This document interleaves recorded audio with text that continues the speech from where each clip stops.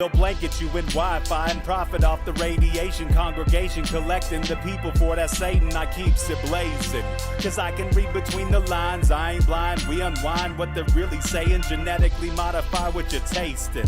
Don't need that cottage promise, so now you live up in your mom's basement. Redesign time so your mind is always wasted. Programmed to crave the basics. Keep the beta in stasis. Pay the state, kid. You're in debt for being born. Messengers are more than just the price for being warned. Don't be alarmed, disconnect from their machinations. Stop subscribing to the folly of own nations. Bone breaking ain't the answer, cause they seek the ownership of souls. Spread the seeds and watch them grow. Break the chains of control. Break the chains of control. Sweet eternal balance of all that is good, true, and beautiful, friends. Tonight, I am so stoked to have two badasses who reached out to me to invite me on their show, Idiocalypse, a few weeks back, and everyone should check out that and check out every awesome episode of Idiocalypse as these two brilliant and heart-centered minds come together with some truly in-touch souls and bring some brutally awesome messages forth, as they do with the wit of steel, the eyes of discernment, the roots that stretch all the way down, and the heart to shoot right back up to the heights, all while holding it here in the center with us. Jonathan and Chaney join us as the keyboard revolutionaries from both coasts of the North American continent who like to throw in some cosmonautical journeys alongside some regenerative farming.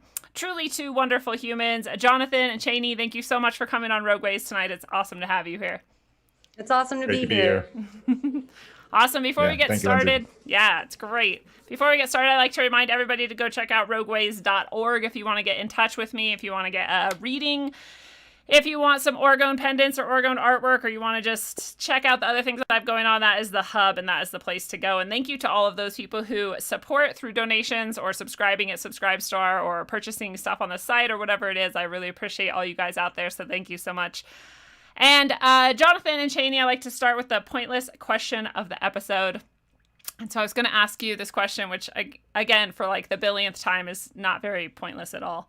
But I just basically what happened is I recently watched this. I don't know if you guys have seen it or not, but yes, I don't have a Netflix to cancel, but I have a Netflix that I can watch things off of when I want to. And so I did watch this, My Octopus Teacher, and it's so fucking good. Like, it's really just like artistically stunning. The videography is amazing. It's just so artistic and beautifully done. But the story that is told about this guy and this octopus is like, I mean, it's awesome. And so it made me reflect on the times in my life where I've connected with intelligences that are not human.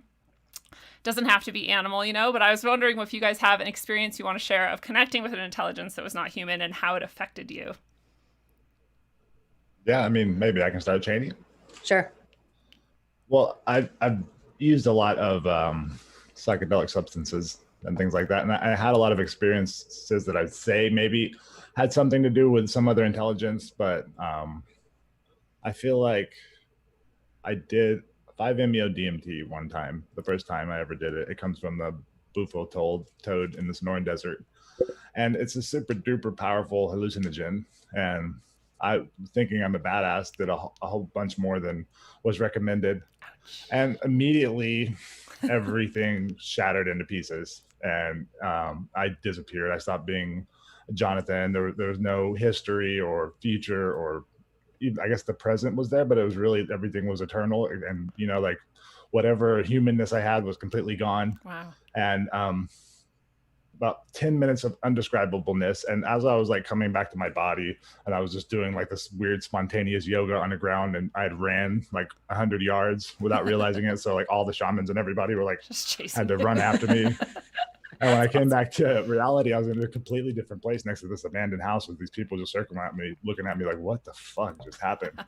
But I was trying to like pick up sticks and put them in order or something. Like I felt like I had to have some kind of ritual or like something to like focus, glue me back to earth, to reality. But then this being came, and it was like Buddha, I guess. It was just like flying by and then saw me and then came down to stop, and it was in full lotus posture, and it was like glowing gold, and he was like got right in front of me and told me that the only way forward is through the middle. You have to stay in the middle, stay in the middle, stay in the middle. And it's like I could feel he like put his hands together, you know, like namaste. And I could feel like the two hemispheres of my brain like click. for the first time ever, like both sides working in concert. So yeah, I think that's the most one of the most important events in my life, and I've not seen him since, and I didn't feel called to be a Buddhist or anything like that. It's just like we had this moment with some guru that was flying through the astral, and he like stopped and saw me and came and gave me some advice and then kept on going. I love that he's just flying by, like doing something totally different, looks down, is like, oh shit, I need to go help out over there. Like, yeah, damn. Yeah. That's awesome. And that message though is so cool, the middle path. I always tell people middle path is the way, and I'm like all about the middle path, and I don't even know what other people think that is. It's just something that like has organically occurred in my brain and my life, and I love that Lotus Posture Buddha was saying the same thing. That's hella cool. Yeah, no, it really changed my life from then on out. It wasn't an immediate change, but it's like having that experience in your mind is always something I still go back to it. And it's like a reference point now for everything that happened since then. Wow. And like I don't know if that was one of your first encounters with an entity that wasn't necessarily human as we experience it, but like if that just changed your sort of understanding of like, wow, what is consciousness and what are we doing here, and like what are we, or if there were other things before then, or what? Well, I mean, there was also with DMT, but the extraction that we did, we ordered back in the college days, which I didn't really go to the college days. I was just living in a college town and working offshore. But like a friend of mine that worked with me was his name is Bruce, super analytical minded. Like he was always on Adderall or something. He would just pick up a problem and learn how to do some new skill or coding or something like that. And he got on the idea of DMT. He's like, it's so fucking easy to make. It's like baking a cake. So we ordered Mimosa hostilis root bark from Brazil, ordered a kilogram of it. It was like $100-something.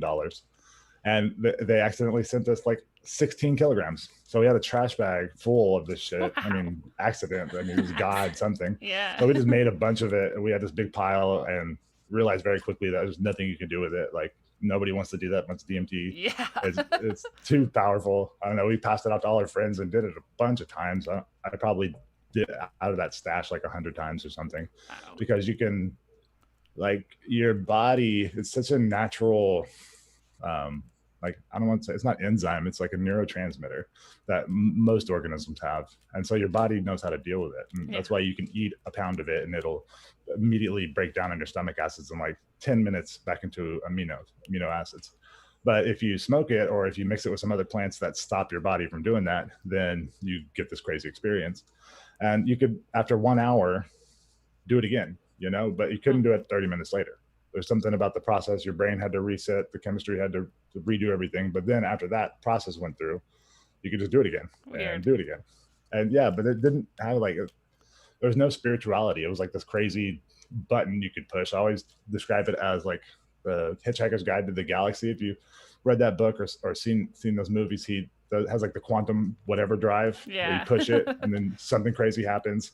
And then it. You end up somewhere else. That's what it is every time. You just like pushing that button and something crazy happens. And there's this being that kept showing up. It's one of the only like elements that would go from one to the next, because each trip would be super different. Yeah. And he would always just be in like, I think it's a dude, but he'd always just be in like the peripherals of my vision, like around the corner somewhere. And he'd just like become clearer and clearer and clearer, but only my peripherals. As soon as I put my attention on it, like I could feel him like jump out of the sight line or whatever and just like go into some corner until I stopped paying attention, and then he'd creep up somewhere else. So finally I like caught him. I just turned really fast for no reason, and it was like there, and he froze and like folded into a bunch of geometric things and flipped backwards up the stairs and disappeared, and I never saw him again. And yeah, it's fucking weird. It's like a chameleon. I almost feel like it was like you hiding from yourself or something. It was like your subconscious was like, no, you can't look at me yet. I'm still hiding. It usually has some kind of meaning, all the stuff that happens in that realm, but most of it is just undigestible. We don't have the reference points. Yeah, we can bring little bits back, like follow the middle path. Yeah, exactly. Awesome. What about you, Chaney? Oh, are you frozen? She's got that Florida lag. Oh, see, I thought she was seriously just chilling here the whole time. Yeah. Wow. Really, she's like gone or something. Okay. Chaney, come back. I don't know what to do about that. Maybe if you text her, she'll know that she's frozen and we can't hear her, and she can come back in or something. But try that out. I will share one of my experiences. It wasn't psychedelic, but was almost psychedelic in nature, like the way it felt, the way it transpired, the way it affected me was like almost that same level of, like profound inner understanding and gnosis. And I was very lucky to even have this encounter that I had. But my brother worked on a snorkeling boat, and I think I've mentioned this a few times for people who are longtime listeners might remember some of these stories. But you're back. And apologize ahead of time. I'm hardwired and everything, but there is some kind of weird storm outside, and that tends to disrupt the whole entire. So I hope I stick with you. I did hear your whole conversation. It was awesome because you were like posed just the whole time, like chilling. So yeah, I was able to go down on this boat in the Caribbean and snorkel with humpback whales, and it's the only boat that's allowed to go in this region where they're having their calving, they're birthing their calves, and so it's mothers and babies, and a few like male humpbacks are around, but it's mostly mothers and babies. And I was, we're lucky enough if one just sort of swims by you. You're lucky enough if one comes and like flips or jumps or hits its like fin on the water. But we were lucky enough on our 5 or 6 days out there to get in the water and hang out for like hours at a time with the same whales, who would just be sort of chilling, like almost sleeping on the bottom of the water, which is maybe like 60 feet below us or something, like pretty close proximity. And twice I had a whale approach me and come up to me out of like the group of people. There's probably like 15 people or less. I can't really remember how many people there were, but we're all just in the water in like a clump. And I think to them, they're just kind of like, what the hell are these like things doing over there? But like, whatever, they're no harm to us. But I was like staring at this baby one of these times, and I was like just entranced because I'm like, it's like a giant animal. It is like right there, just like, I'm like, my mind is blown just that I get to be there with this animal, and this baby is so cute, and I'm just like staring at it and I'm imagining, and then I'm like, I think it's looking back at me. Like I might be just sort of egotistical, but I feel like it's staring like at me. And so I was like, I'm gonna wave at it, and I waved my hand, and it like waved a fin, and I was like, holy shit, it is looking at me. So I waved like a different hand, my other hand, and it waved its other fin, and I was like, what? And I'm like, I'm gonna try it with my feet. So I like kicked my feet weird and funny, and it like waved its tail. I was like, we are talking. I'm talking with a whale. I like start freaking out in my like, I'm like underwater, so I'm not actually screaming, but in my head I'm like freaking out. And then he like, yeah. And then he comes out from under his mom, where we were like, talking from afar, and he just comes and he swims like straight for me. And this giant baby, it's a baby, but it's still like bigger than my house practically. And he swims like right up, and we're like face to face. He's like me, like, I don't know, 20 feet away from my face is his nose. And he's like kind of like going from side to side. And I was just like, like I froze. I was like, I can't even think or like do anything but just like stare. And then I was like, holy shit, what if he like touches me? And I had this fear come up that he would like accidentally, like, because they're hard and they're covered in barnacles, and they're like, it would fuck you up. Yeah, like even if they thought they were being gentle, I think it would hurt you. And so I had this sudden fear, and that he like felt it, and he like went like, whoa, and he like ran away because he was like, what is there to be scared of? Oh god. And so I scared him away. So I had this like realization that A, like we can communicate with animals. If that wasn't obvious before this moment, it was really obvious then. And B, that if you're projecting any sort of emotion, like they're feeling it, which again I think was obvious, but this made it like really, really clear because he responded so directly to what I was feeling. And so it wasn't this like super clear communication, but it was definitely an interaction that was pretty profound. And then that was stunning enough. And then I was lucky enough later in the week to have a mother approach me, not in any way similarly.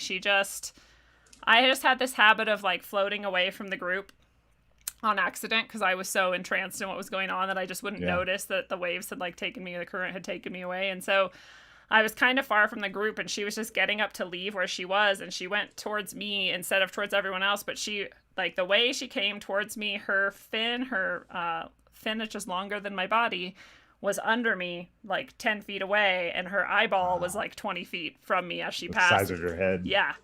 This like giant eyeball like 20 feet away was just going by. And again, like this time I didn't feel this sort of direct communication, but I did feel this like when you look in something's eyes, it's like the portal to the soul. And so I felt this immensely like ancient, wise, just amazing consciousness that I don't think I could even understand. Like, you know, you realize that, like, I realized in that moment that I think that creature is far, far beyond humans in some ways, or many ways, or maybe every way. And well, according to modern science, the thing that makes us human is our cerebral cortex. You know, that's what gives us all of our advanced computational powers and being able to project plans into the future and stuff like that.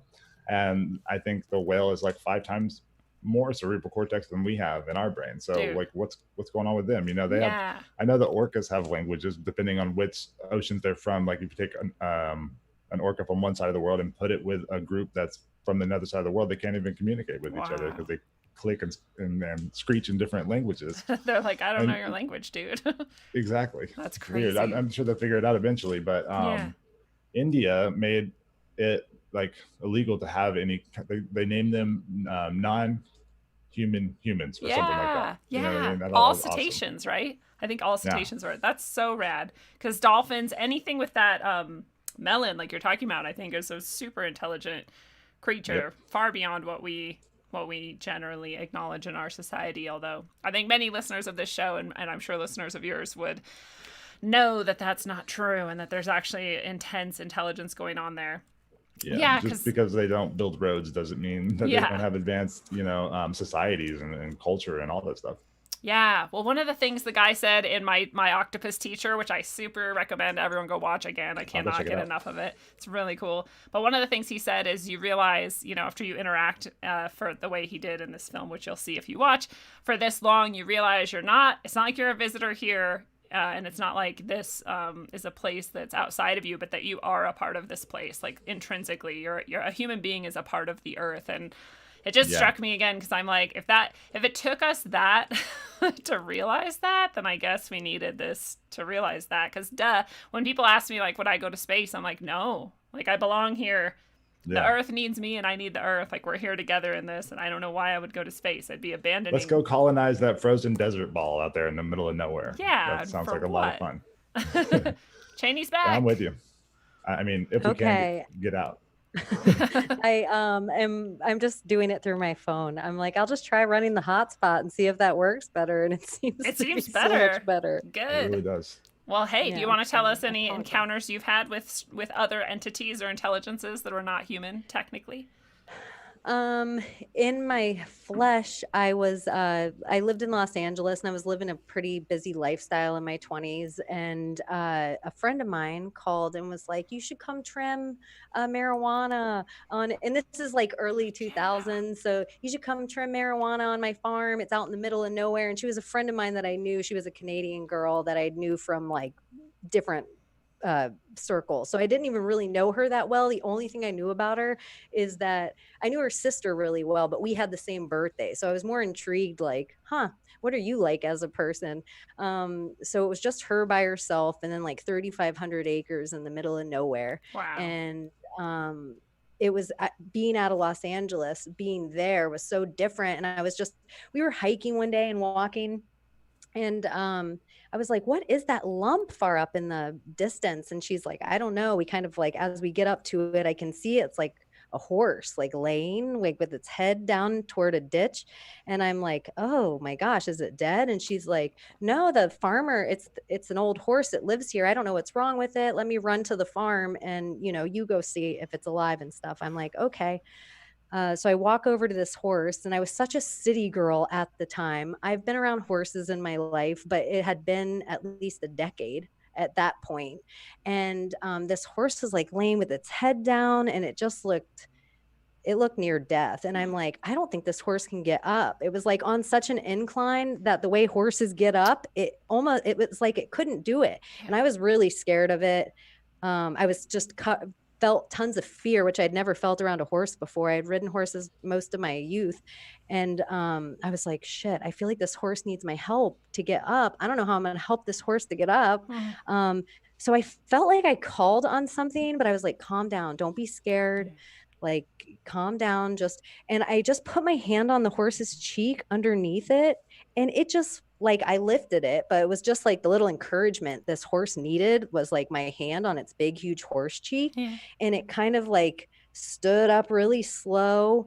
And my friend Michaela, she was off in the distance watching this. Like, I didn't really know any of it was going down. She's like, girl, it's like you pick this horse up with your hand almost. Pinky, like it was like magic. But the coolest part is like the horse whole big head. It like, he like thanked me. He like lifted me up. He put his head in my chest and like thanked me. And we dragged over a big bathtub and filled it up. It was like dry season in California. So he probably was really dehydrated or whatever. But it was just really, it's so weird, this whole magical experience. But I was living in LA and I really got this like, I have to get out of Los Angeles. Wow. Like, that was like my big, I was like, I have to leave. It was like, I can't do this lifestyle anymore. This isn't what I was like, fame chasing, money chasing kind of lifestyle. And it was just like, oh, I think I want a whole different life than this. Wow. And yeah, it was like all from this horse moment that I was like crazy. So yeah. Wow. Thank you, How Mr. powerful. Horse. Yeah.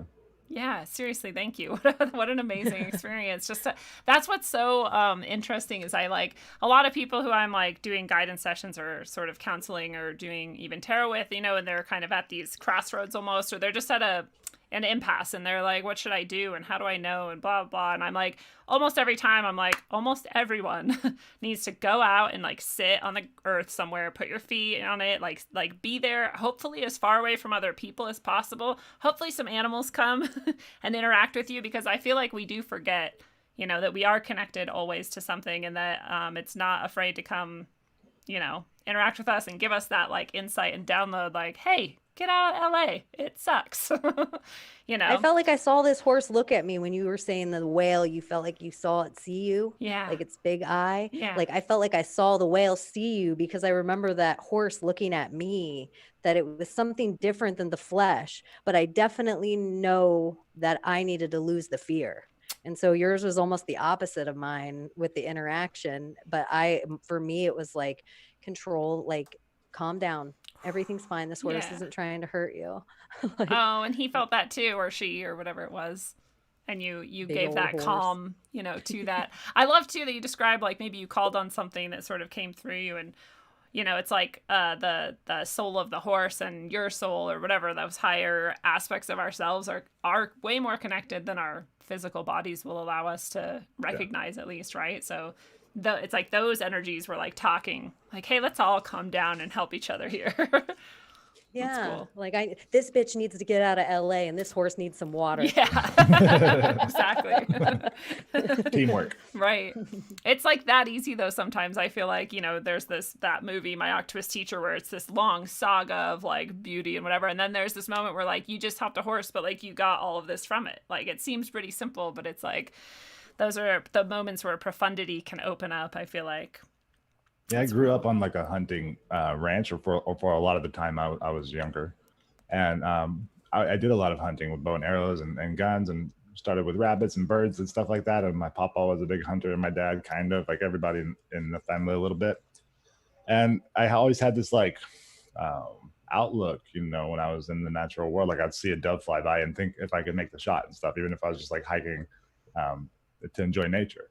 And I just, when I went to work on this wheat farm up in Santa Barbara in California, and or try to start a wheat farm, I was just doing that. You know, I wasn't hunting. I was just, there's rabbits everywhere and gophers everywhere. And I realized because I wasn't really paying attention to them, you know, I was focused on the plants and other things that I didn't even think about hunting, or like I just dropped that mentality, and I wasn't in any kind of predator mindset. And then the rabbits would just be like chilling right next to me 2 feet away while I was trimming the plants or doing stuff, and they're just kind of hopping around near my feet. And yeah, it was just a mindset thing, you know, like St. Francis of Assisi. It's just go out there and vibe love, and then everybody can feel that, you know. If you're not a predator, they know that. Right. That is so interesting. They know when you're hunting to stay away and when you're not, because of that like field. And I feel like people think that's bullshit, but I'm like, how is it bullshit that your electronic field, or not electronic, your electric field would radiate the vibration of the thing you're feeling and or thinking about, right? At some level, like it's not, it just seems like obvious to me. It's just like every other sense, you know. And it seems really useful in survival situations if you can feel a wolf that wants to eat you, you know. Right. If you're a rabbit or a musk ox or something like that.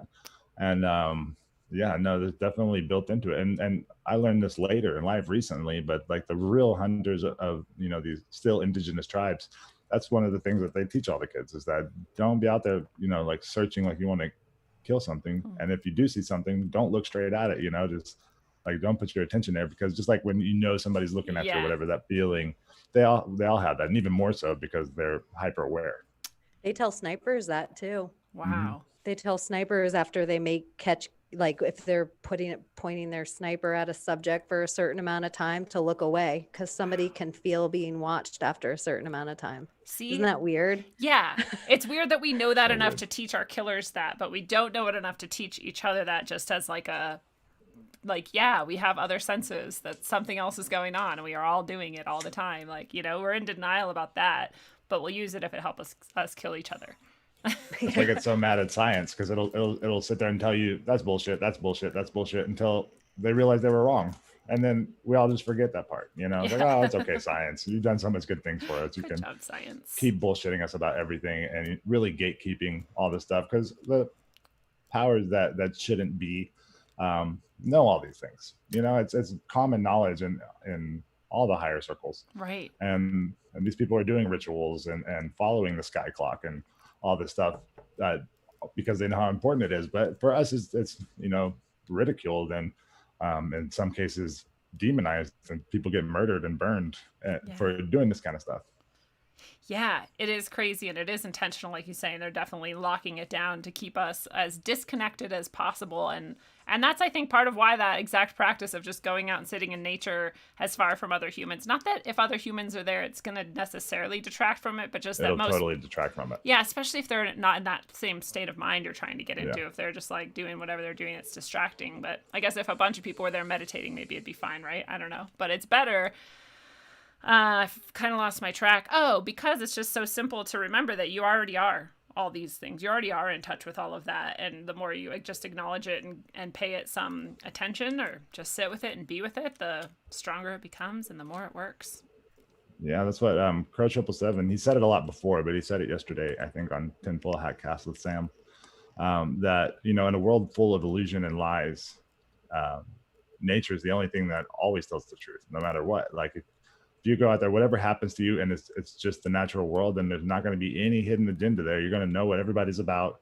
There's no lies. Yes. It's the only real teacher. It's where everything comes from, where all the wealth comes from. It's where all of our sciences and everything, where we learned about building and all that stuff, is directly from the natural world. Right. And this is why I'm so on this I guess my whole life I have been, but more it's coming into crystallization lately, where I really hate and I'm sick of this cult mentality and this hierarchical mentality that's just in everything that we do. It's everywhere we are, because I feel like it depends on that disconnection to keep going, right? It has to meter out little doses of supposed truth and little puzzles so that you don't figure it out right away. And everything's entrenched in symbolism and secrecy, compartmentalized, because they want to keep their power to be at the top, and so you have to be disconnected in some way. Where in reality, like you said, we can go out and we can sit in the ocean and commune with an octopus, or just stare at a tree for a while, and you're actually going to have amazing insights about yourself and the world, and you're going to gain more awareness of yourself and your skills and your abilities and all of this, and you don't need anybody to teach you that, or there's no ancient tome that's going to unlock all. I mean, maybe it will. I'm not saying don't look at those things, but I just I'm sick of people thinking that they need that, or that they need a leader or a teacher. In the ancient tomes, it's going to say you're going to read all this stuff and you're going to get what Lindsay's saying right now, is that the only way to experience God, the only way to do magic, the only way to do any of this stuff that we're talking about all the time is inward. And we have all the gear. It was given to us. We were, in my humble opinion, created by something awesome that loves us and gave us this beautiful realm to live out all of our hopes and dreams and fantasies and fears and all that stuff in a safe way. Yeah. And we have access to that all the time. It's ours. It's our birthright. It never goes away, no matter how poisoned and brainwashed and everything that we can get so easily. You just like the mob mentality. You can get, just because of all the people around you, you can freak out and start burning cop cars and shit, just because you get sucked up into the zeitgeist of what's happening. Yeah, it's real shit. And you're not focused on your thing and your analysis. But that's just a microcosm of it. But that's what's happening on the whole big scale. Like you were saying, the different groups, it's a bunch of cults. Science is a cult, and religions are all cults, and politics are cults, and all this stuff is groups of people in a hierarchy that can be compartmentalized. It's, the same with like these big families that they have all this money, but they have shell companies upon shell companies, and everything's broken up and through trust that are managed by lawyers and not even connected to it really in any sense of the word. But that's why it's like that. That's why all these big organizations are like that, because they can be doing horrible things. Elon Musk can have a deep underground bunker somewhere where he's already installing these damn chips into humans to see if it'll work. And they get away with stuff like that all the time. It's really there. It's that same hierarchy and disconnection that allows it. Yeah. Yep. That's a good point. And the flip side of that too is that people have to stop wanting hierarchy. like people seek it, and I look around and I see like who are the people who are getting the most like attention and clicks and play on whatever media, and there are all these people who are really upholding that and that are like screaming like, I'm the truth and I'm the way, follow me. And people are like, oh, there's the truth and the way, follow them. And I'm like, dude, it's inside of you. Like, stop it. But you can't, you have to stop following those people in order for those people to stop being able to do that at the same time. As, it has to go both ways. It's like we're both part of the problem. Yeah, like leaders will fall, books can be burned, but until you realize it's all inside of you, it's like all those things are always perishable. Yes. Yeah, and I always go back to it. Like, you can still go to those things and you can still gain gems and wisdom and dig out the gold and whatever. And it's not a bad thing to to go digging and exploring. Like, I'm not saying that, but just, I don't know. I just take the power away from the false prophets. Know that you have your own connection. You don't need them. Yeah, and almost if you are not realizing your own connection, you're withholding some little piece of the puzzle that we're all waiting on. Yeah, good point. I like that. That's beautiful. Yes. You're so good at that. You always pull things into these crystallized little balls. I love it. Stand-up comedy. I think it's stand-up comedy too. That's right. I love it's like making everything a sentence you can come back around to later. That's an excellent skill. I love it. I love that. That's how I knew that you guys were awesome, because there was just no pretense. You're like, hey, do you want to come on our show? I was like, yeah. And then we just did a show, and there was no hierarchical bullshit, or we have to go through certain steps to, I don't know. I just hate all that shit. Yeah, I don't know. I think that there is validity there. There's times when it's needed, maybe if you've ever been in a disaster, post-hurricane kind of situation, you see that just kind of happens naturally.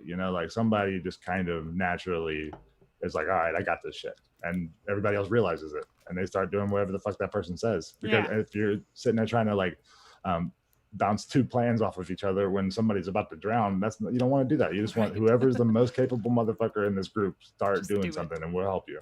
And it's not going to be the same person every time. No, right? Depends on the situation. Right. Yeah, it's all situational. That's part of where... I think that... Go ahead. What? I was just saying that's where we get old and moldy and fall apart, as we keep... this person did good once, let's keep them here forever. Yeah.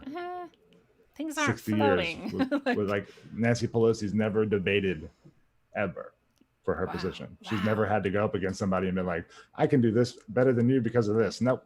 Never. Nope. Not She's once just in whatever 47 I just have years. A video of you raping a kid, and I'll let it out if you've crossed me, so I'm going to stay in my power.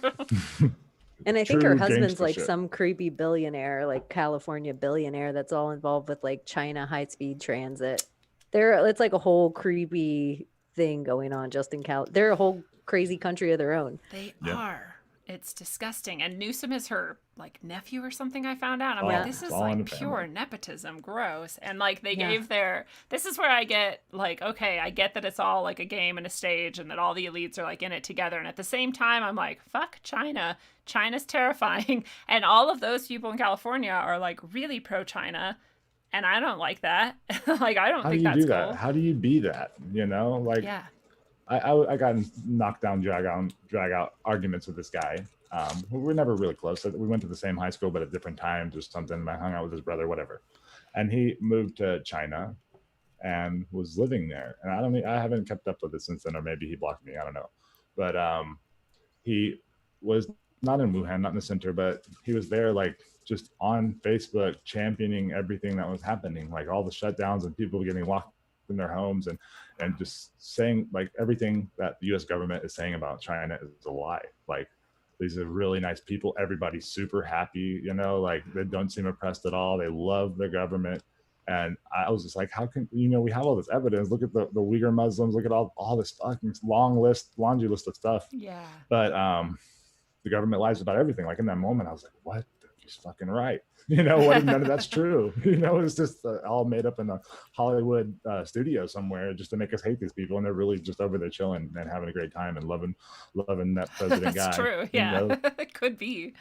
I don't know, kind of blew my mind a little bit. But for me, it seems like that the collectivism is evil. That's like, that works in your tribe. It works in a family group, you know, small villages, things like that. It works because you have to have that. Like, I got my truck stuck in the arroyo the other day and I couldn't get it out, and I needed all of my neighbors to come and help me get it out of there. And I'll do the same thing, you know, if there's a fire, we all go put it out, because nobody else is going to do that shit. And so you kind of it becomes communist a little bit in that regard. Like, it's okay to help out the older people that can't, you know, do stuff anymore. That's why I can lean liberal a lot, you know, because I understand the impetus to not want to imagine that anybody's suffering.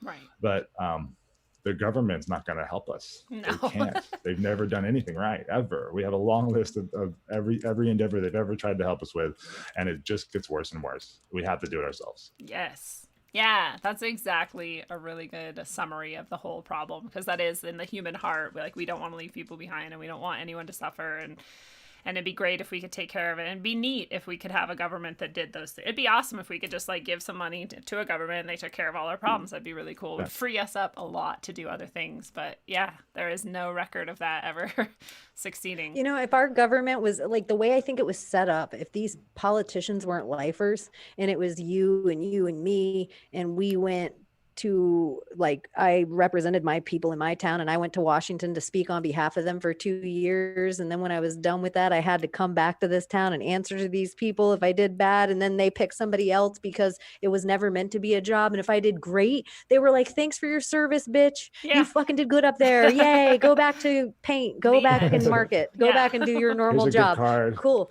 That's how the government's supposed to be. It's supposed to not be a whole bunch of lawyers and bureaucrats and people that their dads were politicians, and so they're politicians, and their brother's a news anchor, and so that they can always say they're doing a good job. And it's not supposed to be set up like that. So I feel like somewhere there is some good about all the systems, but all the systems have been taken over by evil fucking people. Yeah. Are you allowed to cuss on your show? Oh, yes, yes, absolutely. Yeah, this would be difficult. I actually cuss a lot less lately than I think I used to. People are probably like, what happened to Lindsay? Like, she keeps talking about animals and connecting to them, and she doesn't swear as much.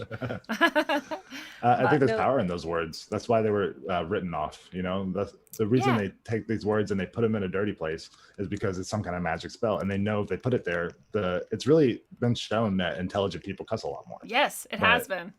Like, and what I used to champion that shit. Like, it's because I'm fucking smart, asshole. Leave me alone. Right. That's why I said I spelled bad. But yeah, I think that's the same. Like, all these bad words, all the ones that they tell us are bad, the reason they're bad is because they're charging them for some reason, so they can use them when they need them, or I don't know. Yeah. I say they a lot. Right. I always have this like phantasmagorical enemies surrounding me, but it kind of feels like that, I guess. Yeah. Maybe that's just the internet, but.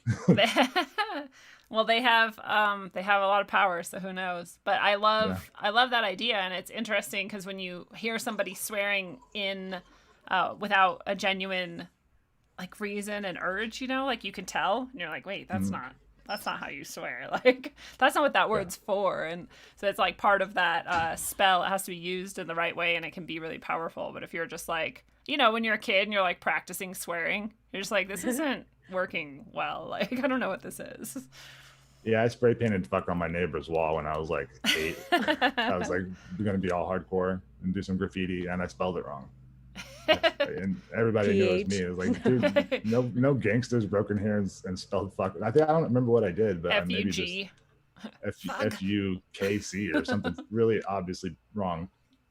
But yeah, I don't know. That was just like, I knew it was wrong and I wanted to do it, but I wanted to do it in a way I couldn't get in trouble for it. And none of that worked. I learned Salt and Peppa's Push It just so I could say pissed in front of my parents. That's awesome. That's what I remember about all those songs is like, oh, it's in the song. What? Yeah, it's in the song. It's the song on the radio. I'm just singing. I love my students would pull and that then all think the time. about it. What am I doing? That's so cuties. Push it real good. Dun, dun, dun, dun. I'm like a small child. Yeah. What am I talking about? Dude, when I worked with really young kids, kids like aren't sexual at all ever. Like they're just not. I mean, like kids masturbate when they're 2 and on. You know, so they're like, I guess if you want to call that sexual, it's really more about like figuring out the impulses that their bodies Yeah, they touch their armpits too and play with their ears. Right, exactly. Yeah, they're just fold their eyelids inside out. Yes. Exactly. Pick up rocks and just put them in their mouth. Yes. Yeah, Tic Tac up their nose. Maybe it's just me. Right, but they're never sexual at all. They're just not. If you hang out with kids enough, you know they're not sexual at all. And there would be kids every once in a while that would be hella sexual, and I'm like, I mean, I have to assume you're being raped. Like, I have to, because there's no other children I've ever seen that, like, dance sexy when they're 6 and, like, rub themselves and, like, make eye contact with you while they're doing it. You're like, dude. Not like a reincarnated Hugh Hefner? Yeah, maybe. I hope so, because I was like, I don't know. There was, like, bags under the eyes and shit, too. But I'm like, I look back now and I'm like, clearly, right? But I never That's at the time. something that my wife says all the time. And, you know, that's why I can't really blame the Muslim faith for covering up their women. Look at what we do with our women. You know what I mean? And children now. And this keeps getting pushed. It keeps getting pushed. It keeps getting pushed. And stuff that would have, you know, like I remember when Jennifer, what was it? The Jackson chick, her titty came out in the Super Bowl. And I was watching it with my grandparents. Oh, yeah. Janet. And that was like mind blowing for them. Yeah, true. Like if my grandpa was alive to see Cardi B, like listen to WAP. Yeah, what was that? What's that guy? Little Jewish guy that's always fighting with everybody. Oh, Ben Shapiro. Yeah, if my grandpa could have heard him read the lyrics to WAP, I don't know what would have happened. I'm glad he passed away when he did. Honestly, yeah, and then interview Joe Biden afterwards. Yeah, Cardi B. Yeah, like 2 weeks after she said she wondered what pee tasted like on Twitter. And then she interviewed Joe Biden a couple of weeks later. You're like, bitch, do you realize you can piss and just drink it and find out? We never need to hear about any of it. Shut up. Yeah, just try it. Just do it. Get over it. That's hilarious.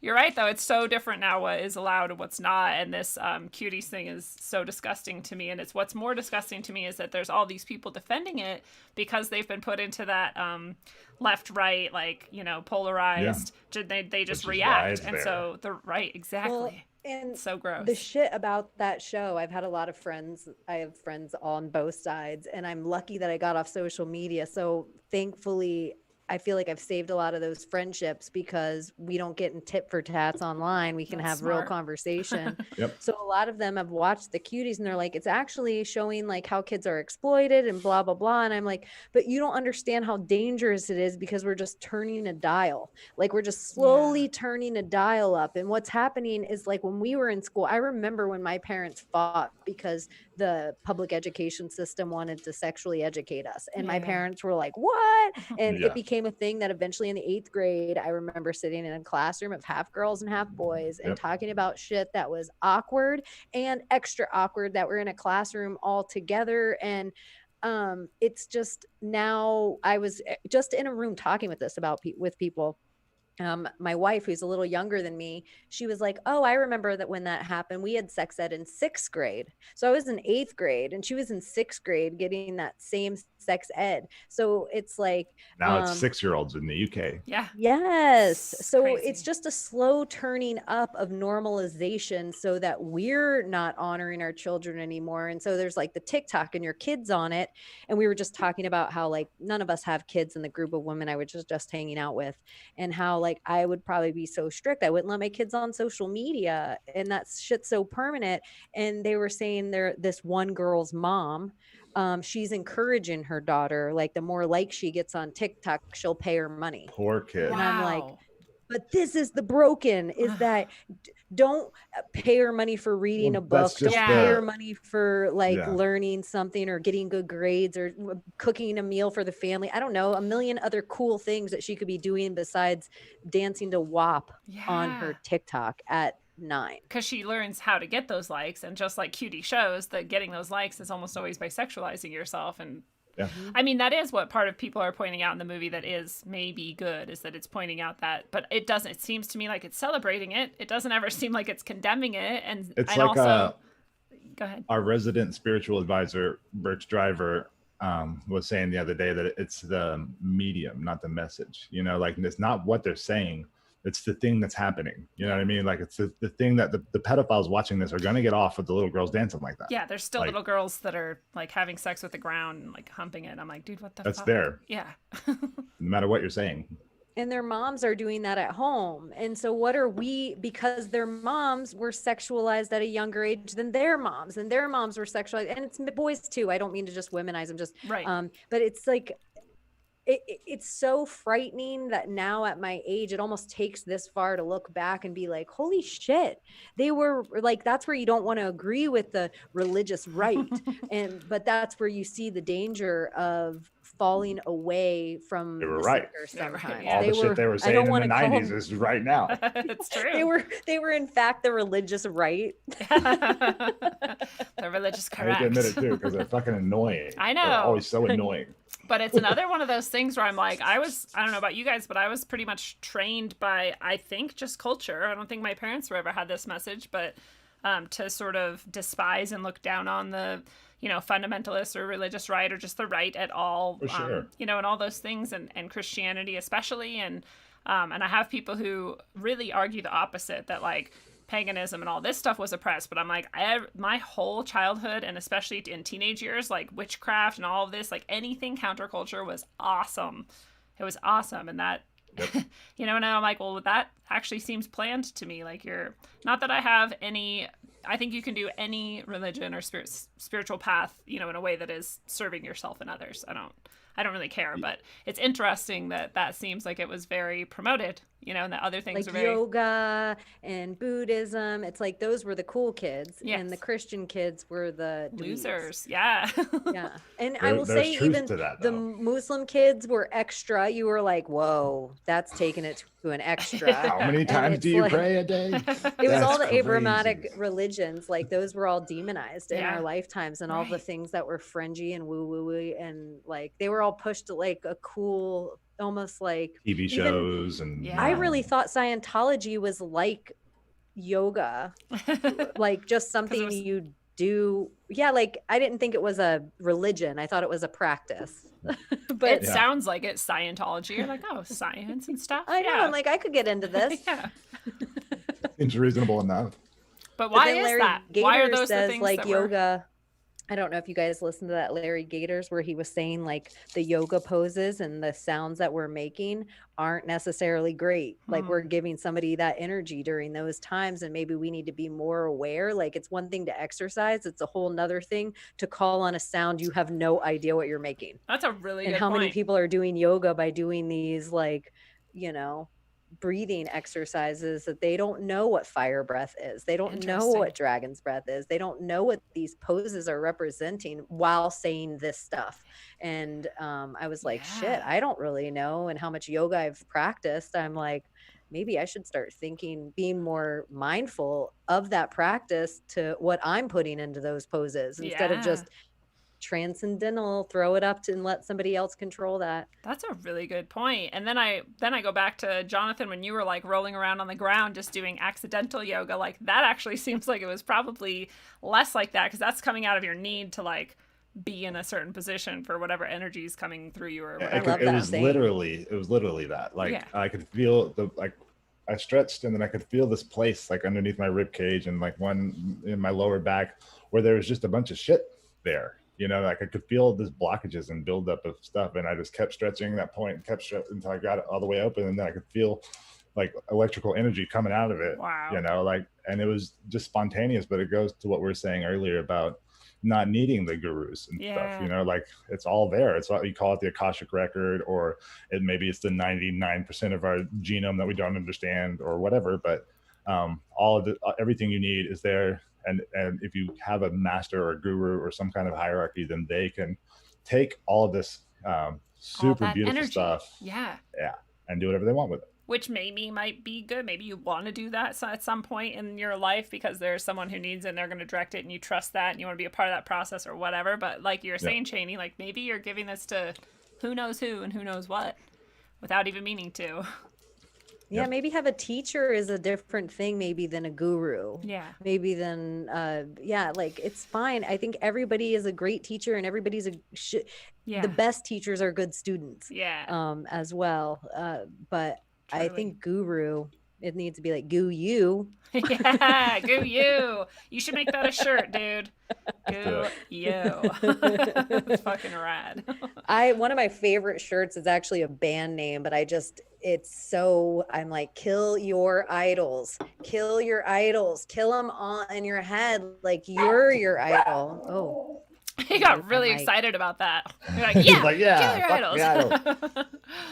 It's seriously, when they're saying religious texts like not to worship any idols, I feel like that's exactly what the meaning probably, or that's what it is to me, is exactly what you're saying. Like, don't have this thing in your head that you're giving so much attention to, you're worshiping it, whether or not it's in like an idol form and you're worshiping that or not. Like if it's in your head, it's the same difference, right?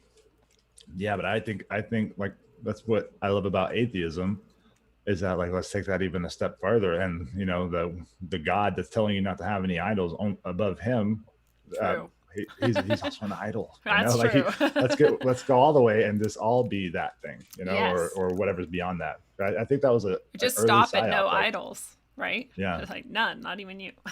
Not even you. It's your advice. But I don't think God ever says he needs to be worshipped. I think all the humanness, it's like the worship is how the money is made. If I can tell you how to worship God better for just 5 pence, you know, I think it's like somebody's controlling the faith all of a sudden. Because any real thing that created everything or created anything that you can see, touch, feel, hear for however long in existence doesn't need the ant to notice it. Yeah. Exactly. It doesn't make any sense. Like it.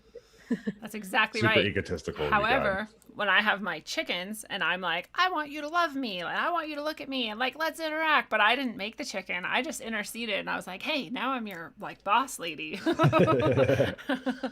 that's like the demigod, right? Demiurge. Give me your attention. Exactly. Here's all these symbols and stuff to worship, and you have to pray at these times and hear these certain frequencies of music and say all these things that are written whatever thousands of years ago. Yeah. And I don't know.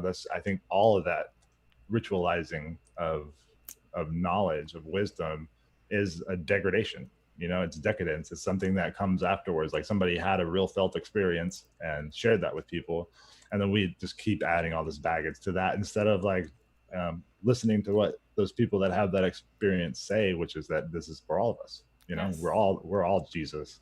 Yeah. We all have that capability. There's no reason to wear a symbol of his torturous death around your neck, you know, and feel guilty about every time you maybe fall a little bit too deep into your human urges or primal urges, even though that's really good advice, you know, like it is good to live a clean life, and you do share a piece of your soul with every sexual partner that you have, and it creates like a quantum entanglement thing for the rest of your life.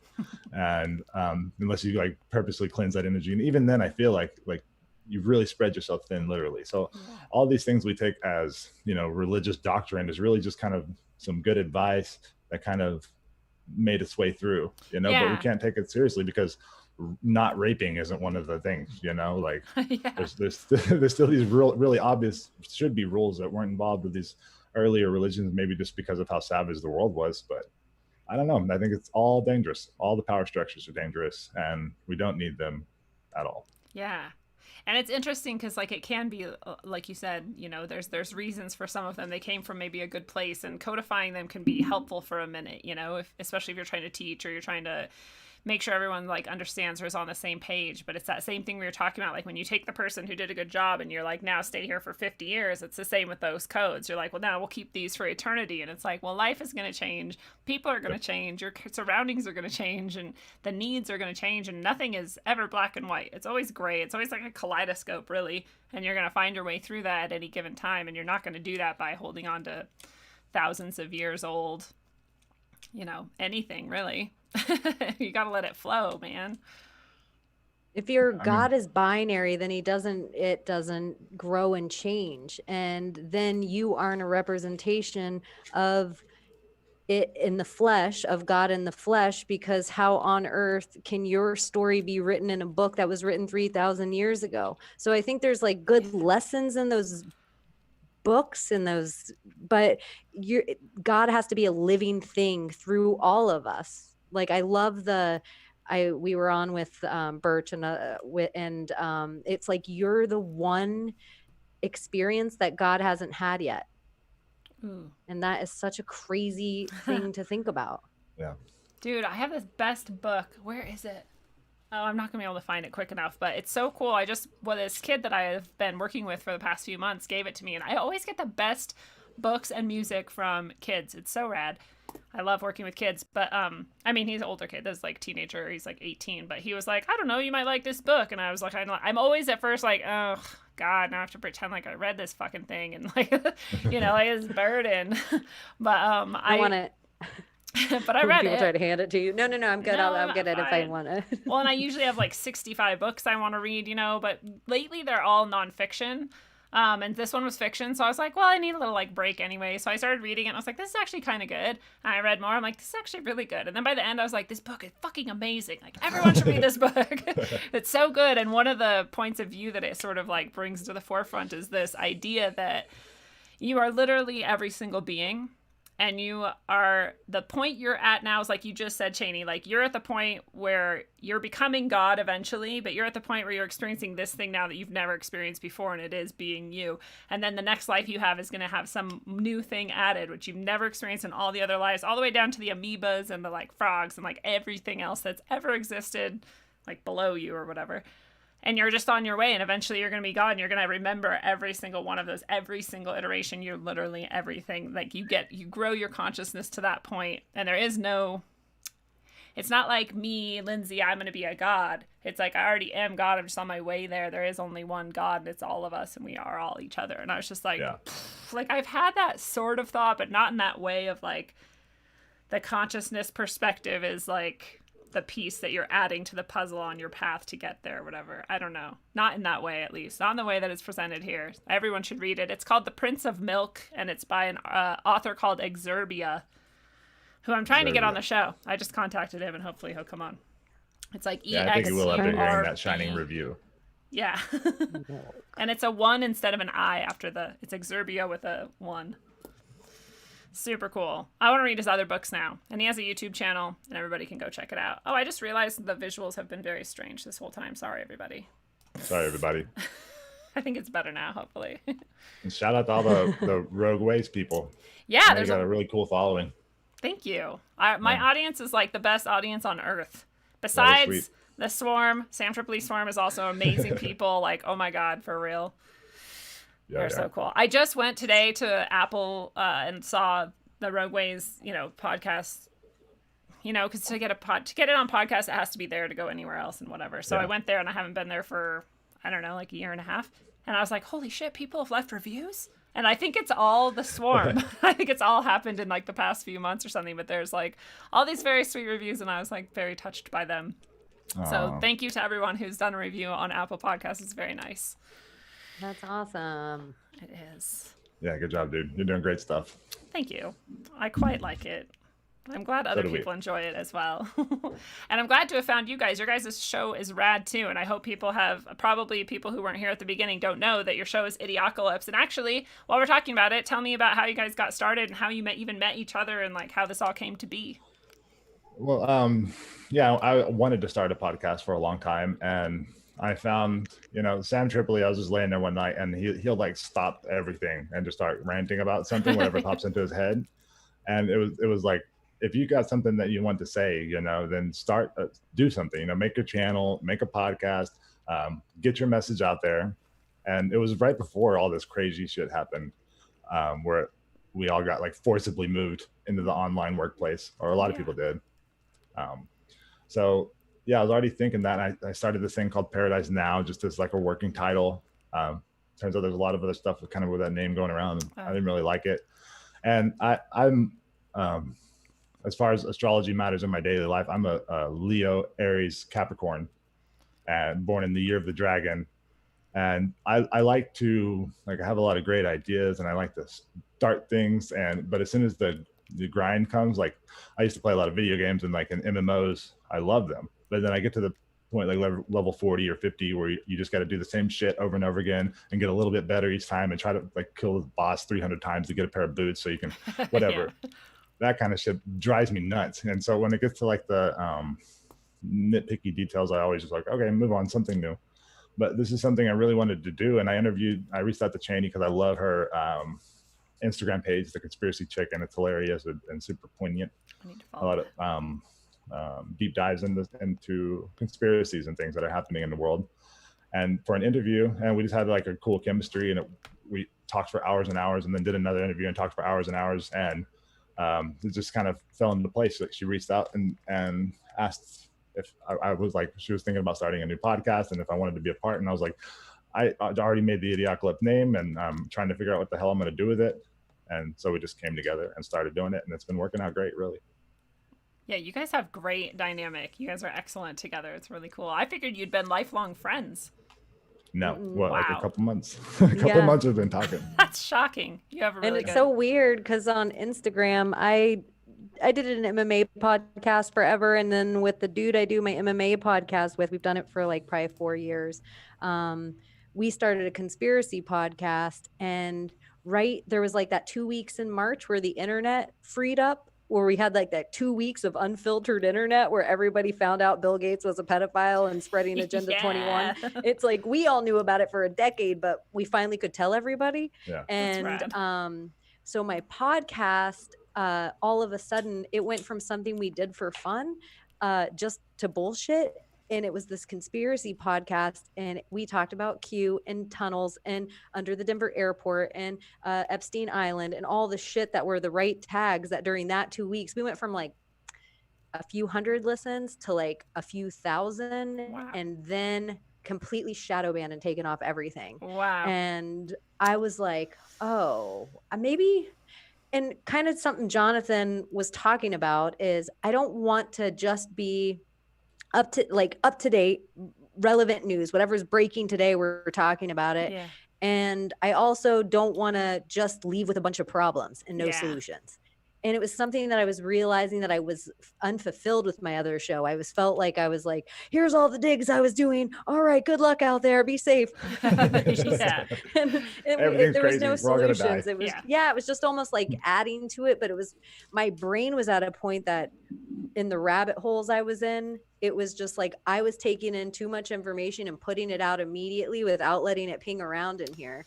And so, and my buddy who I do the MMA podcast with, we're like in those ways. Jonathan was like somebody who was completely opposite of everything that I am, except that we were both open-minded and questioned everything. Where I felt like we might have been the two kids that got picked out by the teacher and put on the side of the room because we were bothering the other kids around us.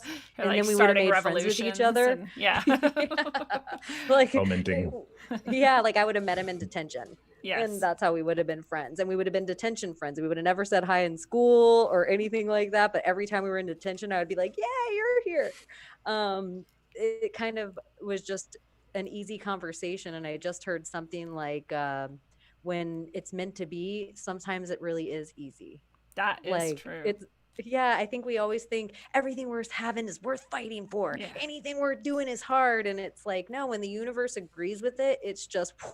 And I felt like with Jonathan, wow, this was the easiest effing thing ever. It was like no planning. It just kind of every show's been a little more, almost like you were saying, like level 40. Like we've just been like maybe he'll beat the boss today and I'll try to pick up the boots or vice versa. I feel like anytime I'm tired with it, the new people that we have on seem like, and it's part of this is my ladiness that I'm trying to work on of like, if somebody steps on my toe, I'll be like, oh, sorry.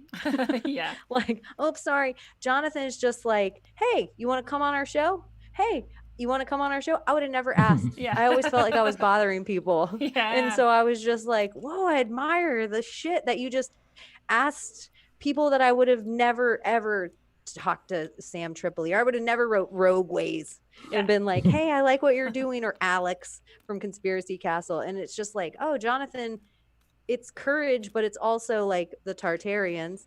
It's an innocence of what? They're not going to throw an atomic bomb at me. They're not going to brutalize me. Like, we're all just people out here doing this thing, and it just, I don't know. So I admire a lot of what he does, and I admired his was my favorite Instagram. If you ever look at my Instagram stories, it was always half his page. And so it was funny that we were both fans of what I'm like, this guy doesn't give a shit. I really love his point of view.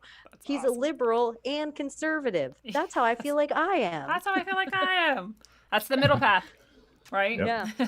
You're like, well, it's not this extreme and it's not that extreme, but they both have something that is good and true and beautiful. Otherwise, it wouldn't work at all. And so, like, what are those pieces? We can maybe draw them together and find something really cool.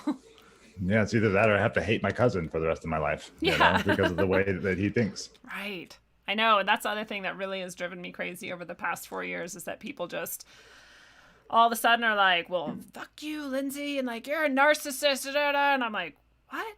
Like, because I said a thing you didn't agree with? Like, I'm sorry. I mean, I'm not sorry, but like, I'm sorry we can't be friends anymore. That's crazy.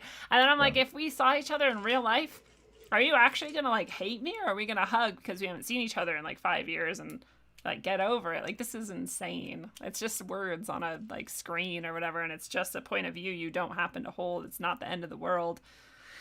Yeah, but this is all brand new superpowers. We don't know what we're doing. True. You know, it's like, we are having all this instantaneous communication. Somebody pointed out that it was all this stuff that's happening right now was happening in the summer of love in 1969, and nobody fucking knew it because you just like had Walter Cronkite for 30 minutes and that one newspaper that you read and whatever the old guy at the diner was talking about in the morning when you drank your coffee, and that's it. That's all you knew about. So this shit didn't bother you, but now every single little thing, especially if it's polarizing, is everywhere. You know what I mean? Like the more something will enrage people, the more likely it is to go viral. You know, something Alex Stein talks about. He does all these crazy videos where he just like mask, what would you call it? Like resistance and stuff, like going into CC's Pizza wearing a gigantic Donald Trump mask. He's like, I got a mask on. Going into Target with a Zorro mask and just fighting with everybody and in the streets, you know, like literally out there. It's like the balls on this guy. But that's what it is. It's like, we have to all be adults, man. We gotta stop expecting something to be fixed for us or what. Like, we gotta even get mad, you know, like righteous fury. Stop putting up with the bullshit. And you know, you don't have to wake up all your friends and family. There's other like the people out there that are on the same trip as you, really. And it's even more powerful that way because you know how all this, you don't have to fight against the weight. Like, we're all like lifting each other up and saying, yeah, we can do that. We can talk about this. Even if we don't know if it's true or not, it's just that, you know, if we see all these things happening and nobody's talking about it, so somebody's got to do it. So let's do it and, you know, join forces with other people that are doing that and make a new culture, one that we like to be in, you know, instead of waiting for this one to change. Like, we vote for the right guy and he's going to finally fix everything. And just no. Well, that's the beautiful thing, like you're saying, is of, you know, that Sam Tripoli encouraged you to start a show, which is rad, or just anybody who starts doing anything and being honest and true to themselves and sharing that with people in any way. And you find people and you, like you said, uplift each other and support each other. It gives you courage that you're not alone. You know, like that's one of the beautiful things about doing this show is I had a huge like, oh, thank God there's this many people out there that are, you know, intelligent and thoughtful and whatever, and that are just adults. And, you know, like, again, when you guys asked me to come on your show, I wasn't like, oh, do we all agree on things? I was just like, yeah, whatever. If we agree or don't agree, I don't care. When I don't think you guys care. Nobody cares. We'll just talk about it because we're adults and we can handle it. You know, that idea that there is like one right way and that you have it is crazy. And if you're truly an adult, you know that that's not even true anyway. You're just where you're at right now. But we get to see that and share that. And I think that in itself is a huge benefit for people too, who are watching our shows or in the chats, chatting with each other or whatever, to see that like, oh yeah, that was actually one of the reviews I got. It was like, Lindsay isn't afraid to say I don't know or to say she was wrong. And I was like, yeah, shouldn't we all be though? Like that shouldn't even be a praisable thing. That should just be what we're doing. Like, why would you think that you're always right? Or why would you think I don't know is the weird. When was the last time you saw I don't know come out of somebody's Facebook post? True. Never. No one does it anymore. And there's like an old quote. This is where I wish I remembered what I was reading, but it's like, a truth or a lie is always written, the truth is always spoken. And I think it's really interesting with just the coldness of the internet. Even you might have the truth, but I think we are creatures of tone, and our tone is so friggin' important. And it's just the internet's cold, and tippy tapping words and black and white is cold, and they don't even want us to write cursive anymore. Think of how much think of how much difference is in our cursive. Even think of your own cursive, writing it mad compared to when you're writing it passionately, compared to when you're writing a love letter.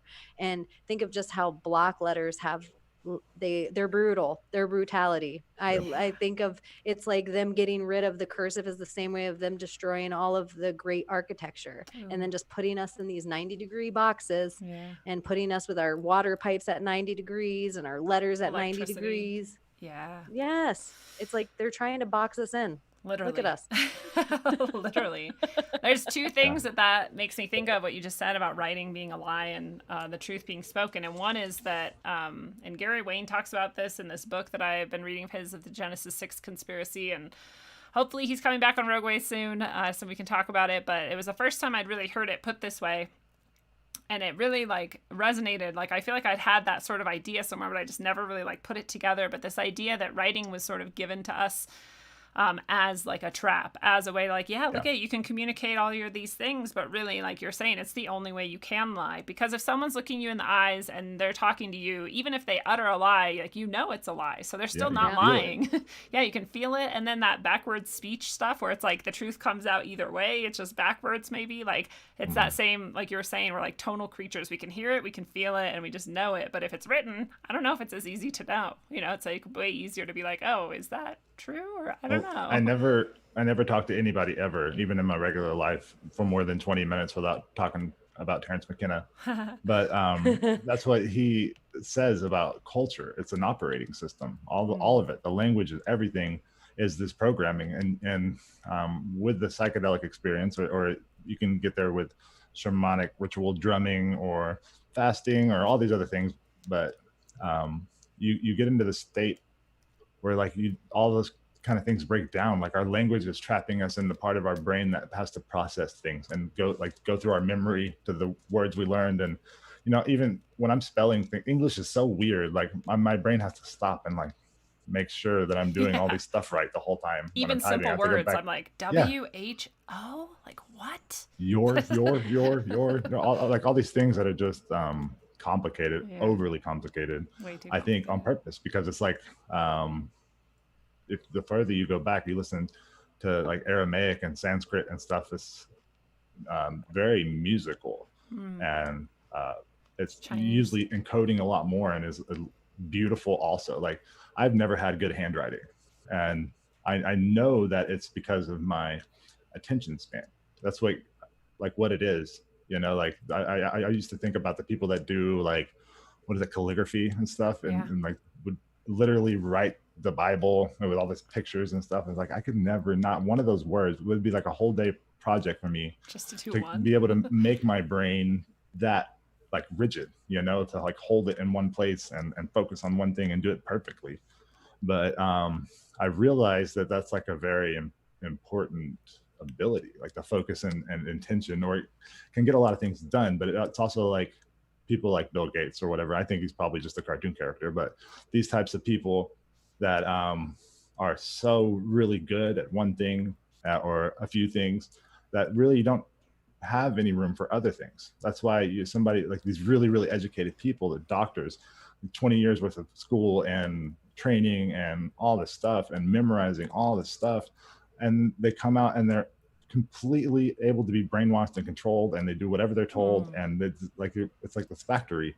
Not all of them, but most of them, like all of allopathic modern medicine is part of this fucking crime syndicate without realizing it, and pushing all these crazy drugs on people when all we need to do is like stop being around shitty people and eating shitty food and like have somebody tell us nice things and give us a hug every once in a while, and like these massive health crises wouldn't have opioid epidemics and all this stuff. Like that's the real solution. But instead we get this super bloated medical system that puts people into poverty because they got cancer from some other treatment before or whatever. Like it's really disgusting the way we're doing things. And it doesn't have to be like that at all. There's no reason for it. We have all the capabilities and all the materials, and everything. It's just it's a change, you know, like you're going to have to lose some things. I don't think there really has to be sacrifice if we can do it on a big enough scale, but I think we all have to do it in the smallest way we can. Like if you have an apartment, then in your balcony, you have, you know, basil and stuff for your kitchen, like have at least that tiny relationship, and do go outside and turn everything off, because all this computer and information and stuff is all really brand new in the scope of humanity. Maybe we had it before, probably. But in this most recent round, and I started this talking about Terrence McKenna to say that went on this big giant circle. Yes. But they gave us this operating system a long time ago, and it perfected it to an art form. And now they're adding all these other layers to it with the Facebooks and all the ways of knowing everything about us. And we have to evolve right now and either get sucked into that thing and become part of this technocratic dream future, like nightmare thing, or do something else right now. Yeah, I love that. I think we are growing right now. I think this is the pain, like when you look out, like growing pains, like all the fires and the like when things are going forward, sometimes change is the scariest thing. Like, are you going to outgrow me? Are you going to discover something that makes you not think I'm as worthy of your friendship or your time or your love or your whatever? Like, usually the people we love the most are the ones that keep us in the box of comfort. We're so comfortable with who they are, and we're so worried of them outgrowing us without even knowing it sometimes. So I think like the healthiest relationships are the ones that we can allow our partners to grow. And I think as a society, we need to allow each other. Like, we know these groups, we talk about like things like BLM, and we know it's a Marxist organization that's taking money. But I also think we need to be in a place of society that if there's any members of it that need to hear that their life fucking matters, I want to tell them that their life matters. I don't want to fight it. Like, that's whatever, if it's a child, if it's a Black person, if it's a woman, if it's a gay, if it's a trans, I don't really care. If you need to hear that your life matters, I think as a society, we should be able to tell you that. And we don't need any group to make money or politicize that. Yeah. And so I think it's like those words, like these groups are taking our words, like even pro-life and pro-choice, and how great the word choice and how great the word life is, and how much energy and where they focus those words to. It's like they're using our stuff because we don't know the power of any of it. So we're like, okay, tell us how to spell. Like, even you were talking about like, I don't know anything about like alchemy or things like that, but writing, what is the power? Like, I know back when it wasn't just all paper from trees, but all paper does come from trees, you know, or some kind of plant. And then they would use a specific kind of tree to make their scroll, and a specific kind of ink or a specific kind of lead to write on it. What is the alchemy from those two things? And the words and the intention from each word, and taking the time to make, no, I'm taking my time to write this beautifully because my intention is all in it. And the more beautiful you see it written, you're like, wow, she loves me. Yeah. You know, it's like you can feel it because she took that much time on each letter to make it that beautiful to write this, and then thought of the poem, probably wrote that 10 times before mess with the calligraphy. You know, it's kind of like those intentions. Like if somebody makes you a beautiful meal, you're like, wow, you spent all this time on this for me. Well, and even that we've like broken down into these like quantized little packets. Like, you love someone, buy them an Amazon gift card for their birthday, and that's love. And you're like, this is love, or like, you know, or like, I don't know, or even the idea that like, oh, if you loved me, you would like call me more often, or we would video chat more often, and it's like, that's love to you, like, but it is important that we find ways to share and express those things to each other. And it goes back to that same thing, that if we were taking responsibility for ourselves and for our communities, then we wouldn't have anybody who was out there feeling like they were completely alone and unloved and didn't matter, right? Because we would be happy enough and well enough, we'd be taking care of ourselves well enough that we could go out and be like, oh my God, you feel that way? Like, come over here, let's sit down for a while, like have a hug, I love you, you know. And here's an Amazon gift card. Because that's fun too. Yeah. I'm not actually talking shit. If somebody wants to give me an Amazon gift card, that's cool, but yeah, I think we've given that power up as well, of like, oh, I don't know, this is how we love, and this is how we interact, and we don't do it like that, we do it like this. And I have a friend who said the same thing. I was like, wow, it's like Seattle seems like it's like falling apart, and I'm from that area and she's still there. And I was like, it's just crazy that people are just out there like burning down these places where I've hung out a million times, and I look at it on TV, I'm like, holy shit, that's what it's like now. Like, this is insane. Peaceful protesting. Yeah, the mostly peaceful protests where people die and buildings are burned. And but I was just like, God, it's crazy. And like, is anyone going to stop them? And she was just like, well, is anyone going to like make them feel loved enough that they don't feel like that's what they want to do? I was like, dude, yeah, true. What the fuck? How was I not there already? Like, it's true. It takes, you can't take the responsibility off the people who are behaving this way. Like, they also are responsible to try and like heal themselves and find, maybe better ways of asking for help, or even knowing that they're asking for help or whatever it is. But you also have to be there to meet them somehow. And yeah, I get lost in it sometimes because I just want to be like, dude, no, stop it. You stop it. You go over there. You stop doing that. That's not how you do it. Like, that's not helpful. Yeah.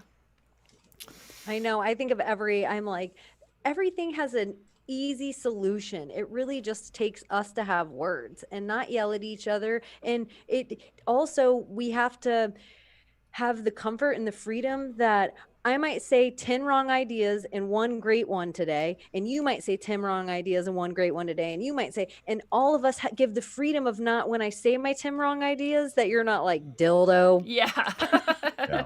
What like, an ass. That's, yeah, like stupid. We can't listen to her one good idea because she said that other stupid thing. Like, that's kind of, we're in this new way of like, every one of these problems can be fixed, from a statue to a police department to a post office to whatever, every single one of these. And there doesn't have to be hungry people. There doesn't have to be, but all the problems, there is a corporation making money off those. Yes. And there's a charity owned by a billionaire making more money and not paying taxes because of that problem. So if somebody does, it's not because we don't want to fix our problems. It's that we're giving power to idols and hoping that they fix them. Like whoever that is. Which is another way of giving up responsibility. You're like, oh man, I do care about that, but I don't want to do anything, so I'm just going to send $50 to BLM, Black Power, or whatever. Yeah, if you don't have a plan, if you don't have a goal, if you're not out there, if you're not being a co-creator, like if you're not using all of this potential to do something, really whatever your heart wants to do, the thing that's probably going to make you the most happy in the world is doing the thing that you're here to do. But if you're not doing that, then you become sucked up with somebody else's thing, that you're going to get pulled into some kind of group or movement or something like that is going to be using your creative potential for their goals and desires. And they don't care about you at all. They can't, you're not even real to them. You're just a source of fuel to whatever they want to do with like their plan. So get your own plan. There's a self-reckoning that has to happen really with every single person, every single human on the planet, if they're not already doing that, or even if they have, do it again. Like really, get down to the like roots of it. Like, what are you here to do, and what are you willing to do in order to do that? And it's just another one of those things. It's actually way more simple than it sounds. It's like when you were saying, Jonathan, that like grow basil on your like balcony or whatever. Like, it can be that simple to start these things, right? Or just sit in the morning for like 5 minutes and really like visualize what you want to, who you want to be and how you want to be it, and like what you want around you and the types of things you might want to do, right? Or sit for 5 minutes and don't visualize anything and just like feel emotions that you feel. Like, just really simple things like start to transform everything. And as you transform yourself, like it ripples out and it transforms everybody else too. We're all doing this together.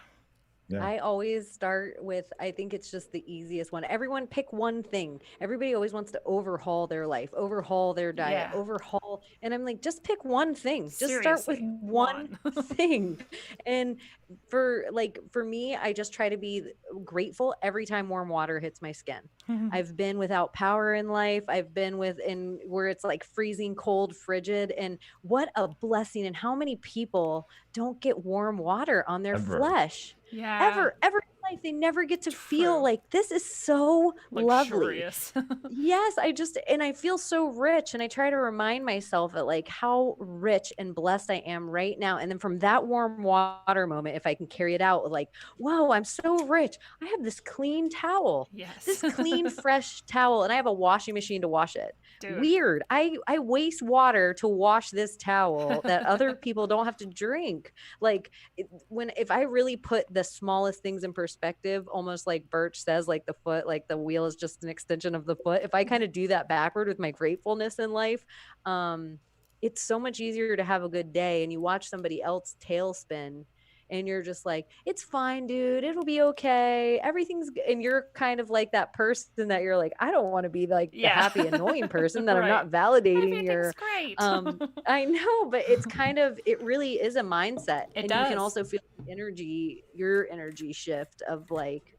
I don't know. I also think people that are ever preaching real truth, people will come to you. If you're living a great life and people are like, look at their skin, hair, body, happy, family, everything looks good. People will come to you and say, what's your secret? Yeah. Secret. You don't have to go selling it to anyone. You don't have to go preaching it from a soapbox. Yeah. Everyone will want to know what it is. Like, I don't know. It's absolutely true. I love it. That's like a piece of advice I try to give often because I follow it myself and it has turned out very well for me. And that is, if you're selecting a teacher, again, not like a guru, not someone you're going to keep on a pedestal forever, but someone for in that moment, they're like going to help you get whatever it is you need to get next or teach you, show you whatever it is. Your teacher for that time. They better be somebody who's living that, like you just said, living this lifestyle that you're like, I would want that for myself. And they're like, the way they carry themselves, you're like, that's what I want to do too. And like the things they say and the way they feel and the way they treat people, like that should all be in line with what you visualize for yourself. Otherwise, you're going to adopt the habits of somebody that you don't actually like where they ended up, and you're going to end up in the same place. So it helps a lot because it's another thing. It sounds really simple, but you look at some people who, they might have some aspects of a good message and they may have like some aspects of a good product, and those things might be something that you kind of drew from or whatever. But when you look at them as a whole, you're like, I don't really like you seem kind of like you fucked up a bit, or like you're not very well. And I can take these few things, but I'm not going to actually like follow you. Yeah. You really got to like feel that out. But I also liked what you said about gratitude, Chaney, because, I just today remembered that it's really helpful, especially when we're feeling down or like, there's no hope or like shit just really sucks. It actually really helps to stop in the middle of that and just like literally list all the things that you have any amount of gratitude for. And it like can feel kind of stupid sometimes. Like one of the things I wrote today was green grass, but I'm like, dude, I like to put my feet on green grass. It feels good. And I have some right over there, and that's pretty cool. Like I feel lucky. So, I'm just listing literally anything, because you don't have to be a millionaire with like a Ferrari or whatever the fuck you think you want. You don't have to have your favorite mocha ice cream in the fridge right now or whatever. Like there's still things around you that can remind you, like you said, of how grateful you are. And it also doesn't have to be a thing of like, oh, because then I think when you were saying like I have warm water and some people don't, I think some people can get into this pattern of like, oh, fuck guilt. Me. Like, why do I have all this shit that no one else has? And I have to like, I don't know, become like ascetic or something. It's like, no, you can still honor how great it is to have these things, knowing that there were times you didn't or that other people didn't, and still feel really good about that. In fact, it makes you feel even better. And then you can hope everyone else gets to experience that sometime too. And there's this idea and this principle that you, by creating happiness or abundance or even, warm water or whatever it is for yourself, that you are actually helping all souls to access that more easily when they choose to. That's an awesome feeling to have.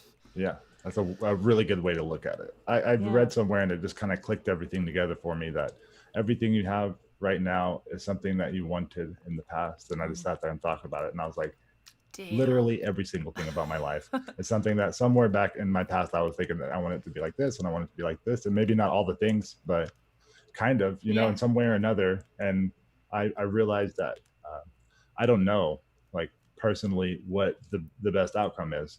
But I started looking at life from this place that I chose this, like at least the rules, the difficulty level, and my parents probably, and it like takes a lot of the pressure off of it. Like I don't know, it's something that we don't have to get perfect. It's better if you do, but like the word sin is an archery term that means not hitting the bullseye when you're shooting.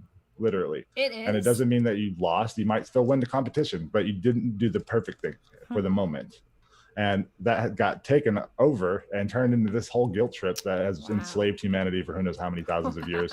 But it was never meant to be like that. Like, this is for us, you know, like all of these experiences are our choosing, even the really horrible ones somehow it's our fault. And even if it isn't, it's like you take power over it. You take power over all the situations, your own feelings, what's going on in your life, and then you can actually do stuff about it. Because if not, it's like this cosmic battle, and you know, you're the victim of the world, and from there, there's no power. You can't do anything. You have to be assertive for what the life that you want. You know, like I was homeschooled till like 6th grade. I'm super religious. Like, I didn't have any mainstream music. I wasn't allowed to watch the Power Rangers because it was violent, like shit like that. And so I started school and I was socially retarded. Like, that's the literal definition of that word. So if anybody triggered, you can look it up. Right. No, you're actually. Yeah. And I was super like insecure about everything. I was huge and strong and good at sports and all the stuff that should have been a piece of cake. And instead, I was like inside of myself all the time. Like, I had this dialogue about everything that was happening all the time. And I just like decided to change it. Like, as I got older, realized that I'm just doing all this shit to myself, you know? And when I would have that negative self-talk or whatever, I would just change it. And I went the other way, like super Leo, Aries, egotistical douchebaggy, like just taking everything as a compliment, you know? Like, everybody that's looking at me is thinking, wow, that guy's awesome. Look at him go. You know, like, I would just change all the dialogue into awesome stuff. And then everything got better and better and better and better. And it continues to do so. And there's still difficulties, of course, but that's where all the change happens, fortunately and unfortunately, is through the friction and the difficulties. And we asked for it. Yes. You know, we chose to be incarnated in the middle of the apocalypse. This is the first time we've talked about horoscopes ever. Really? In all the time we've been talking. Yeah, today's the first time I ever knew what your signs were. That's amazing. Yeah, and it came up twice too. I know. Yeah. Well, so what are you, Chaney? I am a Scorpio. I'm the cusp of Scorpio. Oh shit.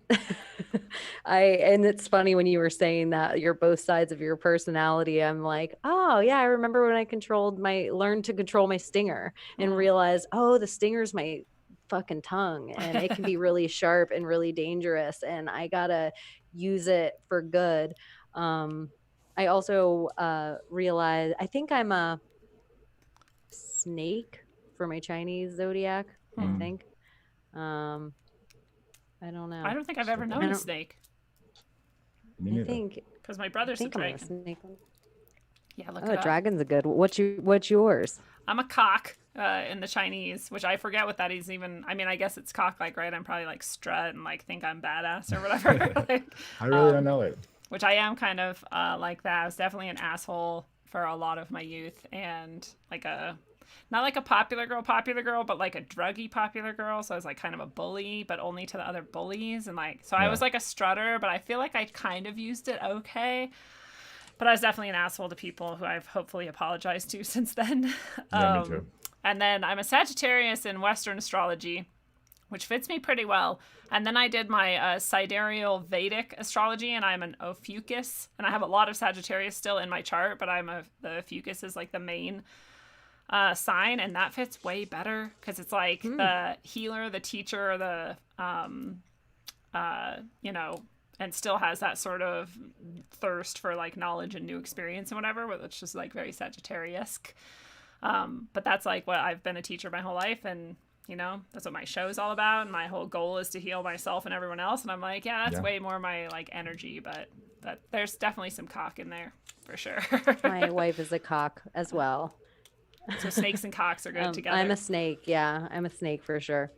Snake Scorpio is interesting. I wonder if they're similar at all, like with that sort of like pounce attack. Well, they're both venomous. Yeah. I know. I tend to find other Scorpios and Cancers. I realize that the pinchers, to me only, this is my own thing. I haven't read it anywhere. I think it's the ability to talk and listen at the same time.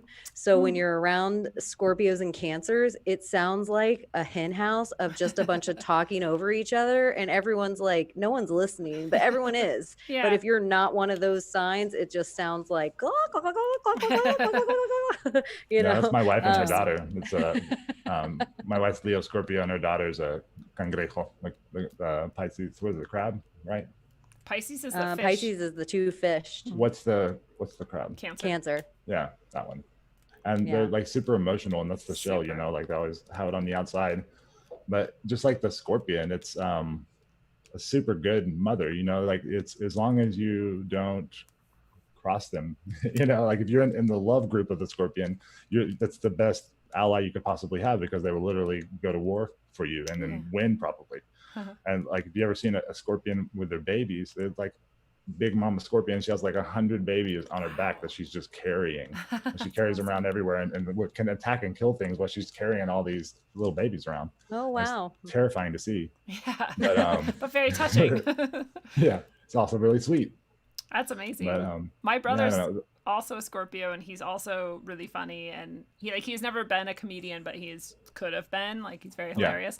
And he also like can sting you to the core and destroy you in a word. So it's interesting, that connection. I never put those two things together as like a similar skill, you know, but they are.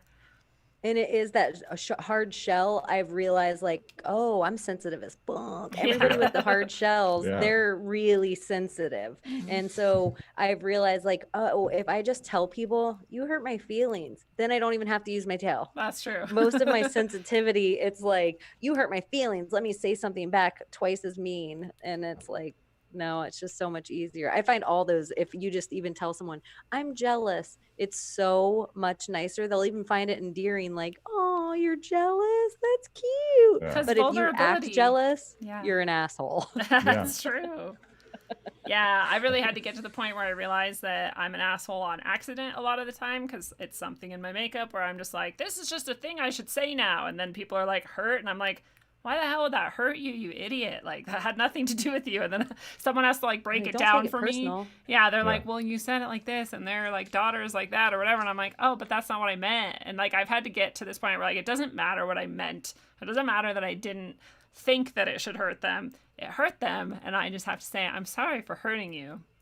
That's the end of like, that works. Now I'm like, oh, okay, that's it. I just have to do that. I have to get past the part where I'm trying to like teach people why that shouldn't have hurt them. No, see, this is like this, and you break it down like that, and they're like, no, that's not logical. It's just emotional. Yeah, and it's not wrong. Sorry, everybody. It's like we all of a sudden feel like the hurt is the right and we're wrong. Yeah. Like, no, apologizing doesn't. It's like, apologizing just means you grew from that whole thing. Like, you're like, oh, I see your side now. I'm going to be better because of this going forward. And you're affirming so much. And you're affirming, like, I love you. That's all that really like matters, right? like I didn't want to hurt you. I don't want you to be hurt. Yeah. Yeah, but we're so good at hurting each other. Human beings, we do it all the time. Yeah, irregardless, because we all are living our own separate traumas and everything else that can come out at a moment's notice. And when the other person's hurt, they get mad, and then you just start thinking of all the reason, like defending yourself and finding all the stuff that you can like divert the anger somehow. But then now you're fighting too.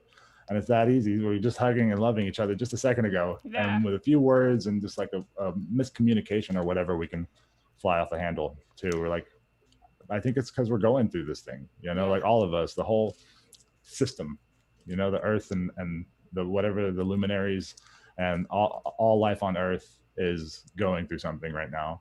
Upgrade. And I don't presume to know what that is, but I know that it's going to happen one way or the other, like something changing. And I think that we all have to be super duper honest. I think that everything that is hidden is coming to slap you in the face somehow. Yes. And, you know, like something that happened, the guy that invented the internet, or not invented the internet, but one of the early pioneers, the Sun Systems CEO in like 98 stood up and said, there's no privacy anymore. Ever again. Privacy is a thing of the past. Everything that we're saying whenever we're in the same room as our phone is recorded forever for posterity, or for if anybody ever needs it or wants to buy it and use that information, or it's all there now. And unless we all go Amish, then this is the society that we're going to live in. So we need to figure out how to clean it up, clean up our collective psyche, get rid of all these horrible traumatic things like slavery and the fact that we're all debt slaves and all the stuff that has been keeping us down. It feels like we're breaking it no matter what, it's all coming apart at the seams. And it's just a transformational time to be here.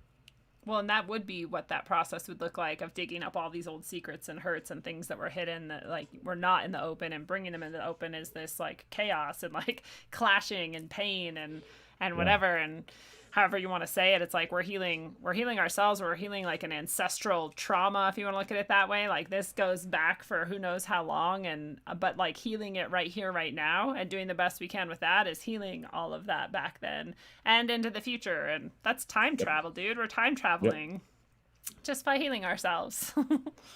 Amen, sister. Yeah, for real.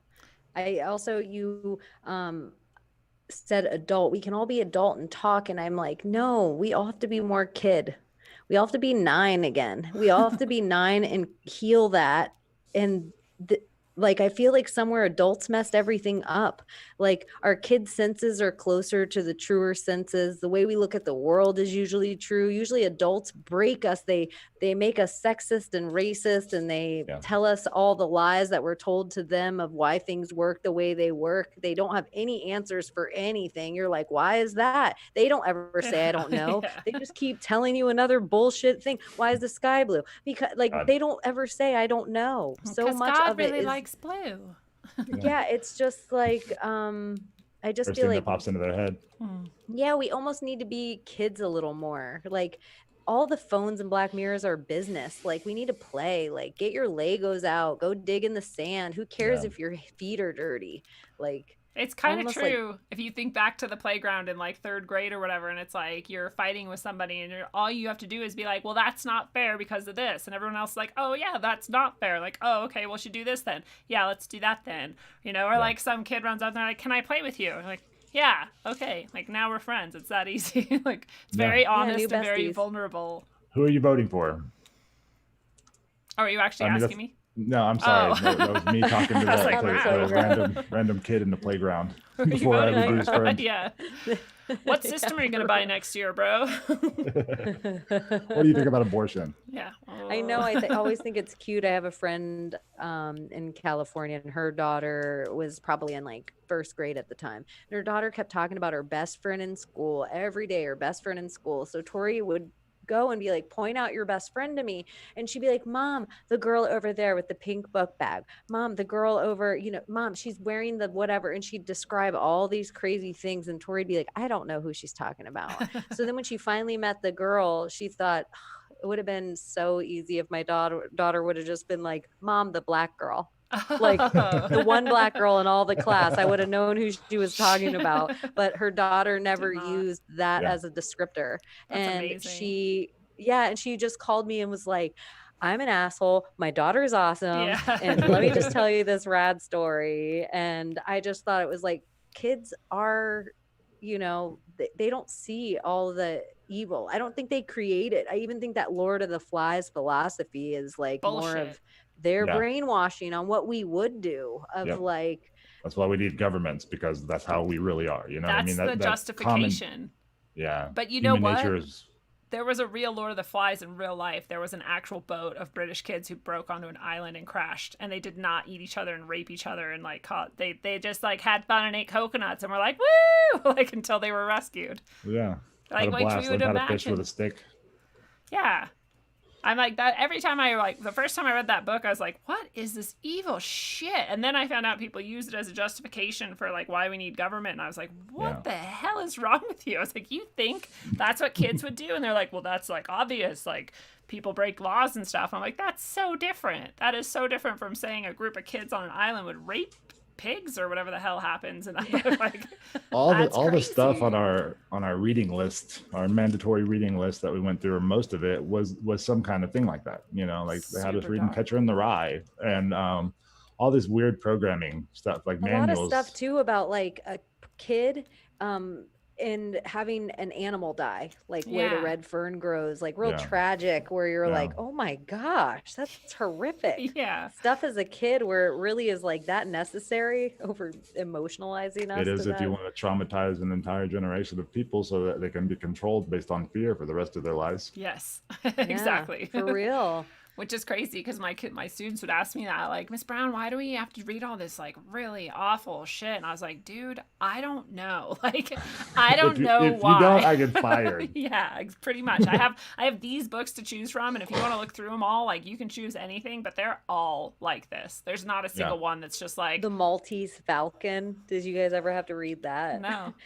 Or Murder on the Orient Express. We had to read some bullshit through high school. I'm like, this is crazy. And they're all like heists and I don't know. It's just The Great Gatsby. I hated it. The Great Gatsby, I enjoyed. Of all of them, I enjoyed that. And I know it's still super weird. Like, I went back and read it again as an adult and I liked it. I like it. It's just such an interesting story, like his perspective and everything.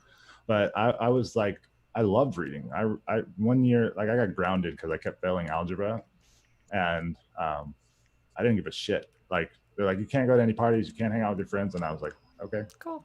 And like until you get a better grade, until you get a passing grade, and I just started reading and reading and reading. I read all the Dune series and all the Lord of the Rings, and mostly fantasy and sci-fi and stuff like that. But I read like 132 books in 1 year. Jesus. And but they would tell me to do the stuff in school and I actively would not do it. Like, Great Expectations, I remember trying like 10 times to read that damn book. And it was just so fucking boring. And your expectations were too high. Yeah. No, it was horrible. So I just became a good bullshit artist, you know, like I could read the back of the book and then go up and do a 20-minute book report based off of that one paragraph. And I would just make a bunch of shit up and everybody would be, that was pretty awesome, man. You really nailed it. And I get an A on the project, but awesome. Never do the homework. You know, I skated through the entire thing because anytime they tried to make me do something, I would actually want to do the opposite, you know, like just a fucking fighter since the beginning. Gaining intelligence because you're teaching yourself how to, you know, get through bullshit systems. But yeah, that's why I always like, why are we even having kids do this if they can cheat so easily? What's the point of doing it at all? Like, why don't we do something where like you can't actually not do it? You have to do it to get the grade, and there's evidence that you did it because you actually like created this thing and it has like certain qualities about it, and people thought I was insane. I was like, this seems a lot more rational to me. And but you know about Waldorf and Montessori educational programs? I really love them, but I would have to get a different certification to do them, and I'm like so done with getting certifications and jumping through hoops, and I'm like, I don't know. I get that they want that. I'm not mad at them for it. I'm just like, I'm not willing to even think about it. So yeah, I think there's a better way. It is a better way. I think the old schoolhouse is a better way, having 10 kids, one person, because you can work yourself through things. You don't need a teacher to hold your hand through the entire, you just need somebody there to answer questions to like keep you moving along. So it's just like, if you have your own book, it wouldn't matter the ages of the kids in the classroom because the teacher doesn't need to dictate ever at the front of the room. She can help each kid separately if there's less kids. So I'm like, if there really is, I heard that there might be that like right to education bill signed. So every American child will get like a certain amount, like $12,000 a year. That'd and that way, if you're a poorer family, it would be help.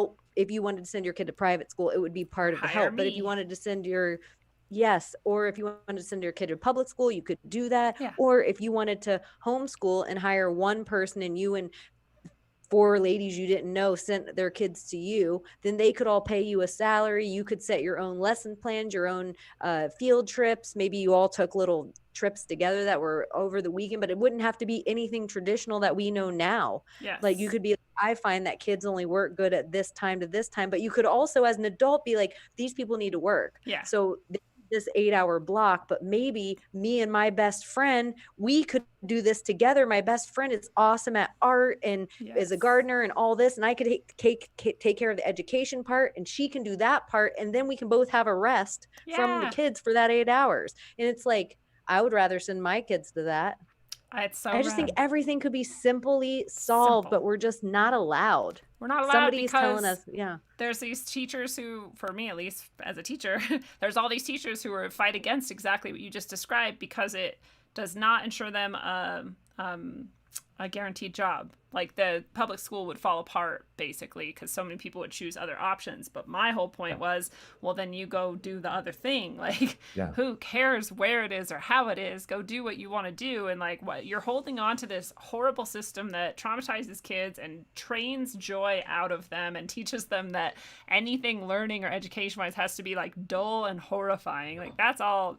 Now it's even worse. Now they're like sitting here in their house without their friends around and looking at a screen and having to learn all this boring shit. Have you seen like there's like 6-year-old kids doing this, and I'm like, you're doing this to your kid? And my friends are like, I just saw masks or little face shields on all the newborn babies in the hospital. They all had the little tiny baby face shields. Shut up. Yeah. No. Fucking nuts. What's wrong with people? Starting at the beginning. This is what first thing they do with a baby is stab it with needles. Almost the first thing they do is start stabbing it. Stab it with needles, smear shit in its Welcome eyes. to the world, motherfucker. God, and then put a little mask on this it. place sucks, by the way, kid. Cut the umbilical cord off as quick as possible when you're like, no, you should leave that on there. Why don't you just that's like the most precious nutrients in that umbilical cord. That's why the hospital sells it. So why don't you leave it on your baby? Like, but no one tells the mom, hey, this could be really helpful for your baby. Maybe 20 IQ points, maybe tons of health benefits. Who knows what the benefits of leaving the umbilical cord on? It falls off naturally. Right. So it's just like, there's so many. Pregnancy is not a sickness. Yeah. It shouldn't happen in a hospital.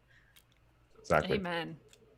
And by the way, that's the school. That's the school that I wanted to start so many times, and I've tried to start, and no one can afford it because I'm like, I want like 10 kids. I want it to just be open-ended. I want us to all meet somewhere. We have resources there, and that's it. You decide what you want to do. Y'all help you do it, whatever it is. We'll build a thing. We'll research a thing. You write a book. Like, I don't even care. I'll just help you do it. But that's like pretty straightforward. But no one can afford it. But if we did that, people could afford it. And we could do things like that all over the place.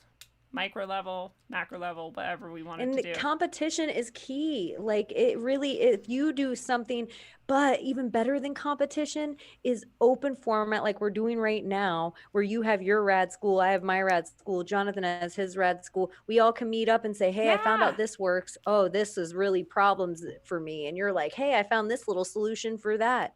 Like, why do we need all these people's hands in our pocket all the time? I just think there's so many middlemen. Yeah. Well, how many people are employed to be the middleman? How many people are in some office somewhere that go and clock in every day just to decide what you teach that never have taught a child ever? Yeah. And their goal is not to make anything better. Their goal is to make money. So it's always going to be like entrapping in some way. It's just like that hierarchy bullshit that we keep going back to. I actually think it's their goal is to make it worse on purpose. Yeah. Like, I think that's actually intentional. If you take a child, a 6-year-old, and give them, I don't remember the name of the test, but it's like testing your genius abilities. Right? We talked about that. We talked about that on the last time. Yeah. You just get dumber and dumber. Divergence. Yeah. Shit. So yeah, it's like we come into this world as these crazy beings. Even when we're babies, I think we're just still in the other dimensions, you know, like that's why they're always just looking around like, what the fuck is going on? And like bit by bit with language and, you know, repetition and stuff, they start to like come into this reality that we've installed on top of the source reality. And either they become a part of it or they get shunned, you know, or they're the crazy ones or the weird ones. And, I think our real geniuses are in insane asylums. Like the people that could actually be solving all this stuff are locked away and drugged and excommunicated and all of that stuff. Yeah, we don't have any rite of passage. Like you were talking about going into nature by yourself just for 5 minutes, whatever. Well, in a lot of old societies and tribal situations, like before you were able to sit at the grown-up table and like talk, make decisions and do stuff like that, you had to go through this thing. And you would go, depending on the tribe and the location, it was different for different people, but it usually amounted to you going out by yourself with nothing, not even a knife, no way to start a fire, any of that stuff. You have this dedicated spot, you know, it's like a circle drawn, and you're going to stay in that circle for 3 days and 3 nights with no food and no water. And just that experience by itself, it's really quick. It doesn't take very long when you don't have like your friends and family and everybody that has this idea of who you are around you. Like all of that stuff maintains your personality. You know what I mean? It maintains the thing that you think that you are. But once you get out there, it all starts to dissolve and break down, really quickly. And by the end of it, you just connect to this bigger thing, and you kind of come back to the tribe knowing what you're there to do, because you got rid of all the distractions. There's nobody who knows your name or anything, like nobody interacting with you. So it's just you and creation, and you come back a changed person. There's still organizations in Mexico called Camino Rojo that do this. And there's even like a split off organization that kind of started their own thing. And they start with 3 days, and then you do it for 4 years. All of them are for 4 years, like four different times, for the 4 elements. And they do it 3 days, and then 7 days, and then like 9 days, and then 13, I think, is the last one. And they come like every 3 or 4 days and bring you like a glass of water and a piece of fruit, and a glass of water, a piece of fruit. And then like 5th day, you take some peyote, and like it's this whole thing. And you literally dissolving yourself and can remake yourself out there. That's why I advise everybody to travel and leave wherever they came from, at least for some years or something. Like go where nobody knows who you are. Now that you're an adult and you feel trapped or whatever, go somewhere where nobody knows you, and you'll realize right away that without the people interacting with you the way they normally do, like with new people, you can kind of be a new thing. Be yourself. Not like changing your personality, but like awakening all these other parts of your personality or something. Like it's just there. It's like our comfort is a prison. Yes. Mm-hmm. That's really well said. I almost did that thing. It was called a vision quest, even though I know there's different vision quests in different cultures, but that's what it was called in the one that I was going to do it with. It was the exact same thing. You go for 3 days, 3 nights, 3 days. You sit under a tree in the little area that you can't leave, and it just didn't work out. Like many things in my life, like the rainbow gathering I was supposed to go to when I was at 16, and there's certain things that like I was headed towards and they didn't happen, and I'm sure there's a reason why. But I feel like I created similar things just by going to like the most remote locations I could by myself, and just like hiking, far away, and there's just like nobody there, and probably dangerous, but whatever.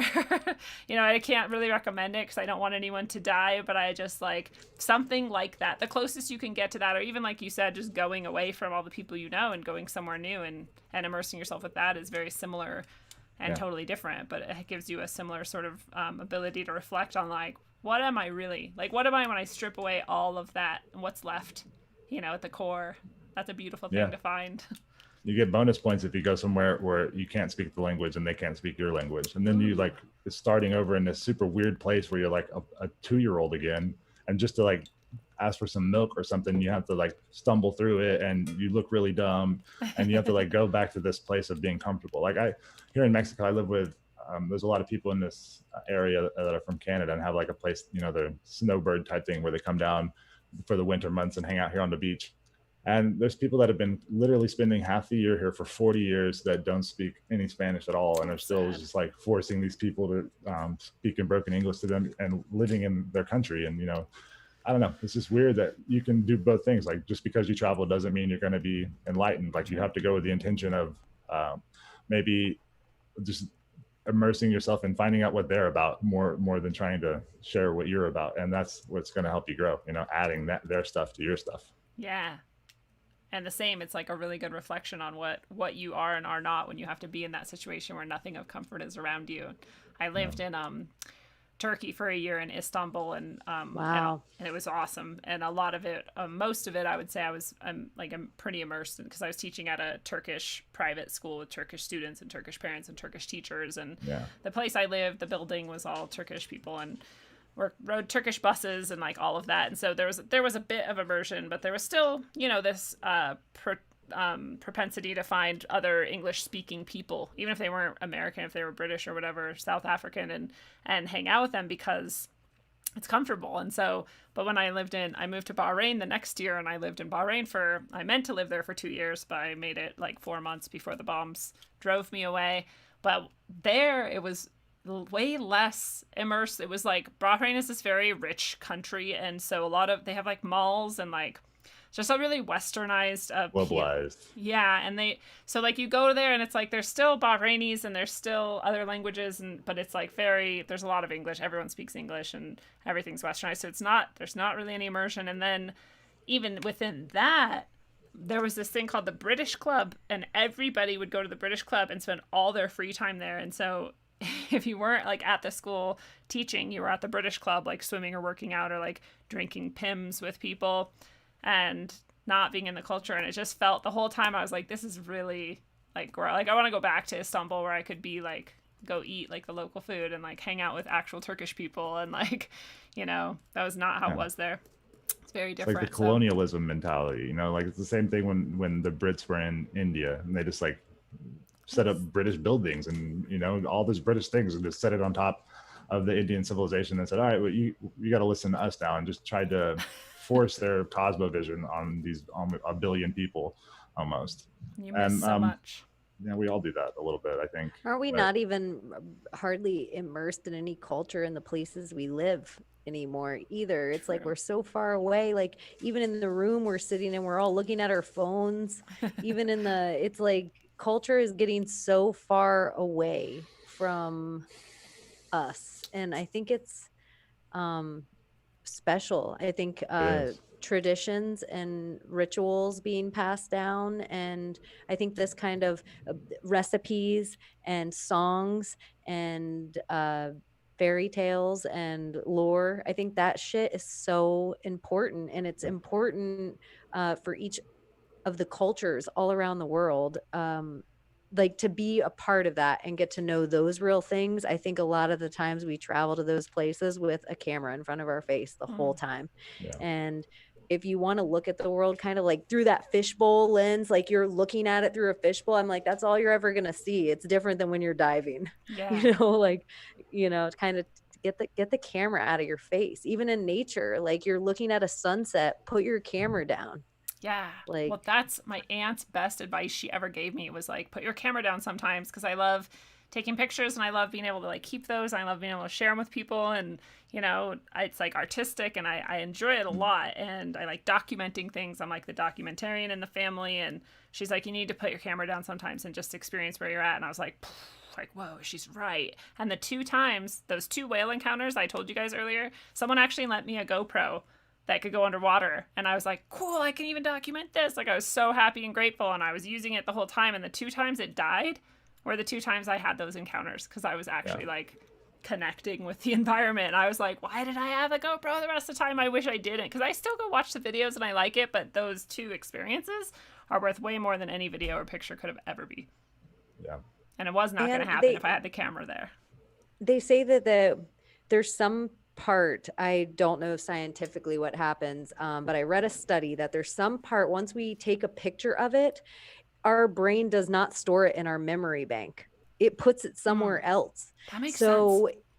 We don't get to ever draw on it the same way again. We don't get the emotion from it. We don't get to, it's the same way, you know, when you look at somebody's pictures from their trip and you're like, great, another hill, cool. Another tree, cool. You don't have get any it. Pictures with me and then right. I look cute there. But it's almost like that same emotion you get from looking at their shit. You've just given yourself that emotion about your real experience. So it's like, wow. Yeah, you almost owe it to somebody. Like if all your camera, if we lose everything and it's just us left, that experience will be so important because it's really in there. It's not something you have to dig through to validate it to somebody, to show them like, look, I'm at Britney Spears. Likes.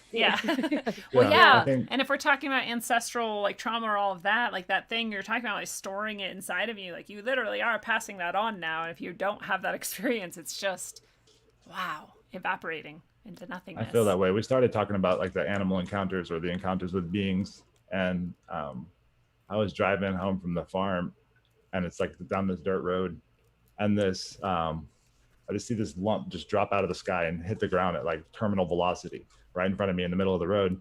And I was like, what the hell is going on? And I jumped out and looked and realized it was a snake with it wrapped around the neck of a bird. And I thought it was like one of the wild chickens, like a snake had snuck up on it while I was sleeping in the tree or something and grabbed it. But the closer I got, I realized it was an eagle that had picked up a snake to eat it. And the snake had wrapped itself around the throat of this eagle and was winning the battle. Like the eagle was dead. His eyes, it was like looking me right in the eyes, and they were like popping out of the sockets.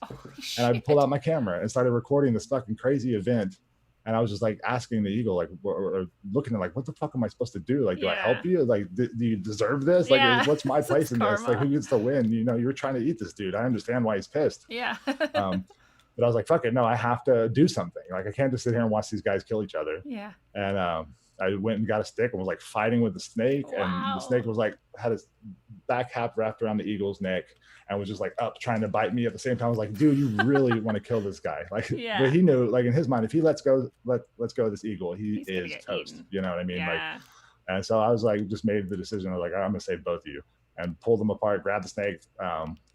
They like tumbled down the hill together underneath this barbed wire fence. And I was like, the snake finally left and took off through the brush, and the eagle was just laying there frozen. I was like, fuck, he killed him. He's dead.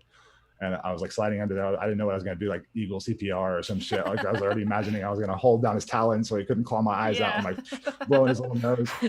And I like turned around and he just like flew right by my face and was like gone. And I was just like, holy shit. But then I went and like took that video and edited it and shared it with everybody and was like talking about it. And I realized right away, I was like, oh, you just took all the fucking magic out of this crazy thing that happened. I felt like that, you know, it's still cool, but I could tell that I had cheapened it by trying to make it into some kind of, you know, like Instagram post that people would click on and like because they thought that was cool. You know what I mean? And I didn't get the response I thought I should get. So I was like all invested with it in a whole different way than I should have been. Right. And, interesting. Because there's this thing too where you like, I don't even remember what I was reading that I got this from, but it's some practice that you're doing. You're trying to achieve some spiritual level up or whatever.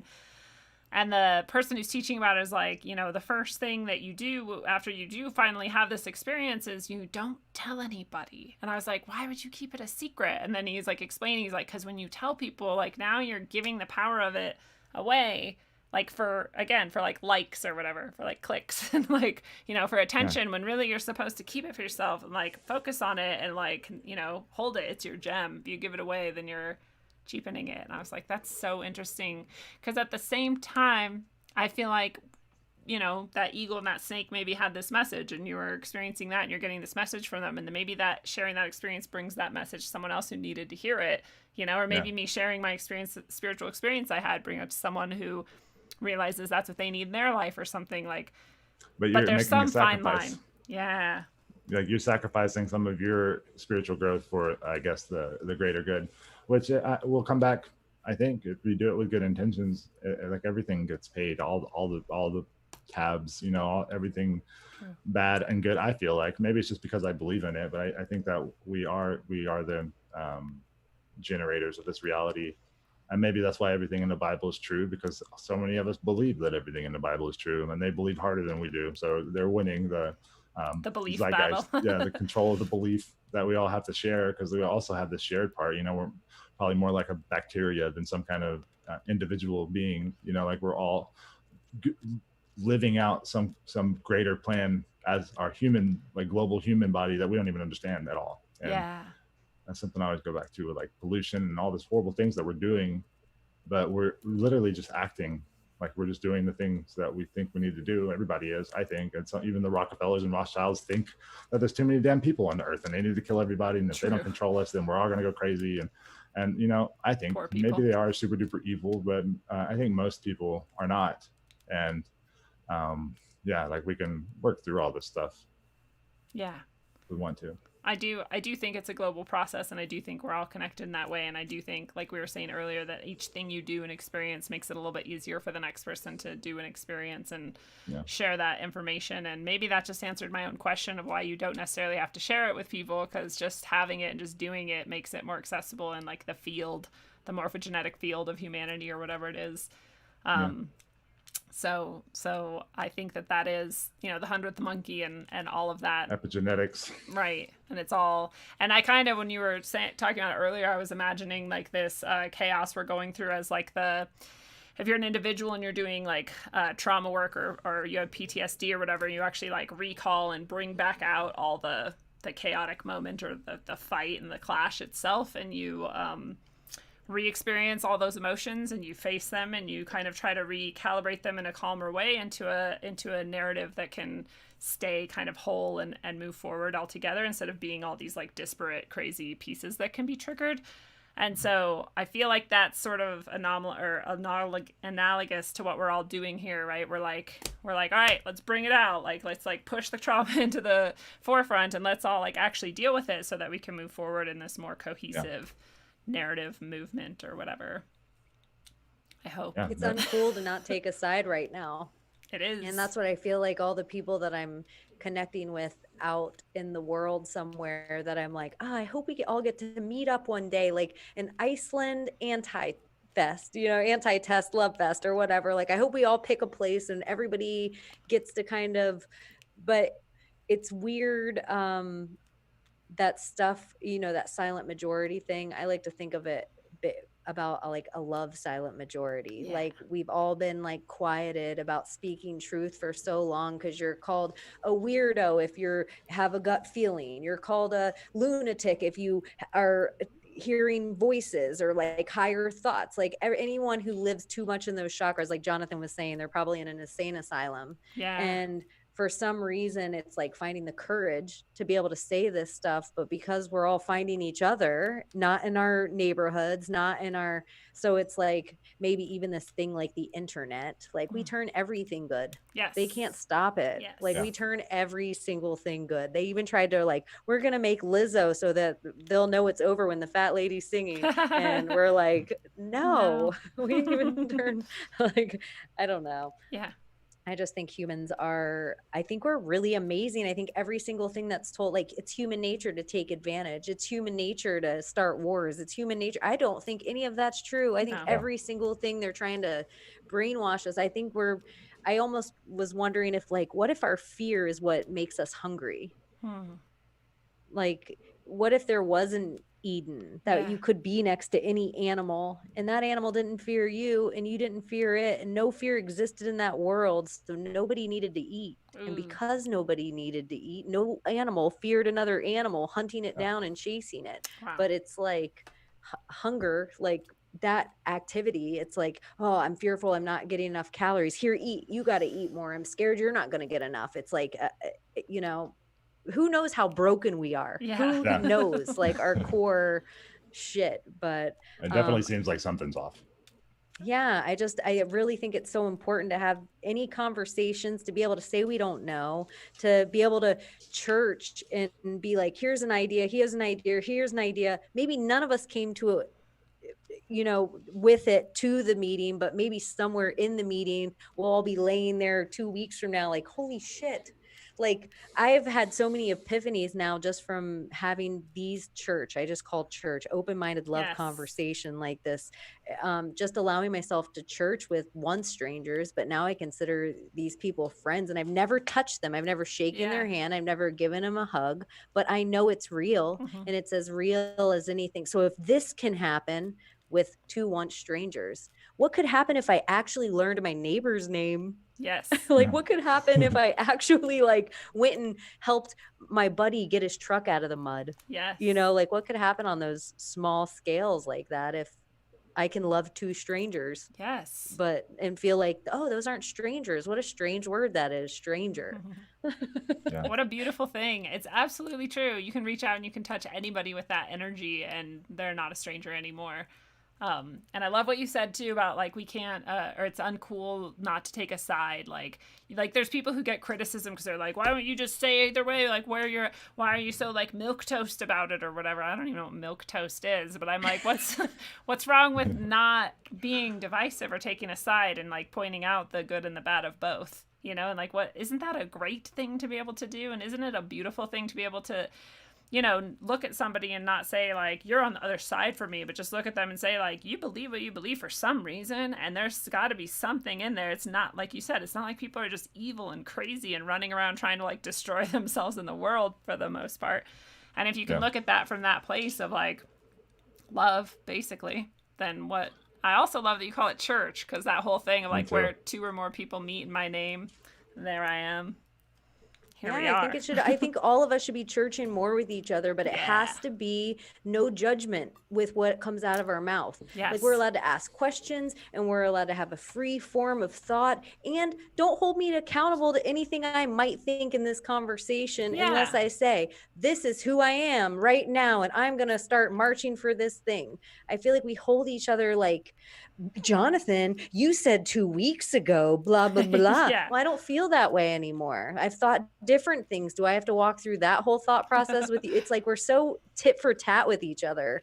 And I think we need to allow each other like more room to grow, more room to change, more like change your mind, change your thought process, change your whatever, change it. Like that's what we need to be allowing. And then hopefully if you change and I know you like the Fibonacci, I'm going to change too.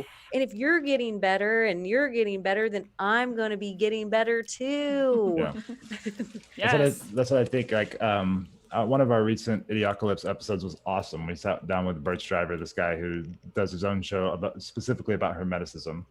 And that's something he made really clear is that everything is frequency. Tesla told us, all these old religions tell us, that everything is in some kind of wave form. And like one peak of one wave is the left wing and the valley is the right wing, but that is going to flip over and over and over again. Like, and once you climb up the mountain, like once you get on the team with somebody, then it's only a matter of time before you're going to end up on the wrong side of something, because the wave's going to crest and the valley's going to come up and overtake it.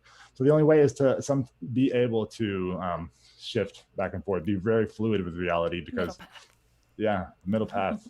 Or sometimes you got to go all the way to the right. Sometimes you got to go all the way to the left. Like,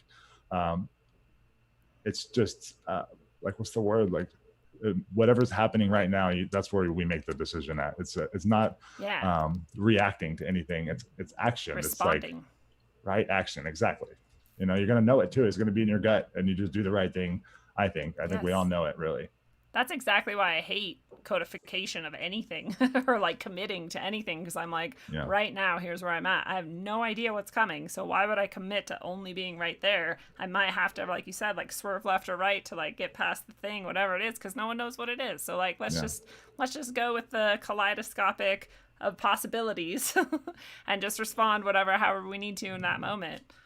Like, belief is the enemy of knowing. Yeah, and you said time travel, and Birch was saying something too, like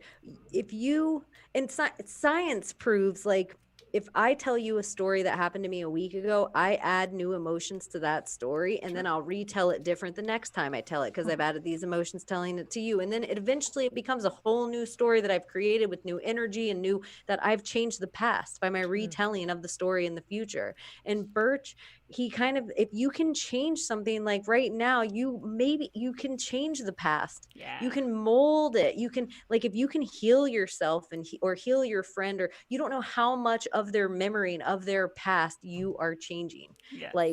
And so I just love that idea. Like, we're all time traveling right now. Yes. I love it too, because I think that there's something actually to it, that like, there is something we all need to change in the past, and we actually can do it, but only when we understand that exact thing, and apply it to like the critical mass point or whatever, and we're all sort of doing it, then we can kind of break whatever that is and free ourselves from it. And I don't even know what I'm talking about. I just like feel like that's true. Yeah.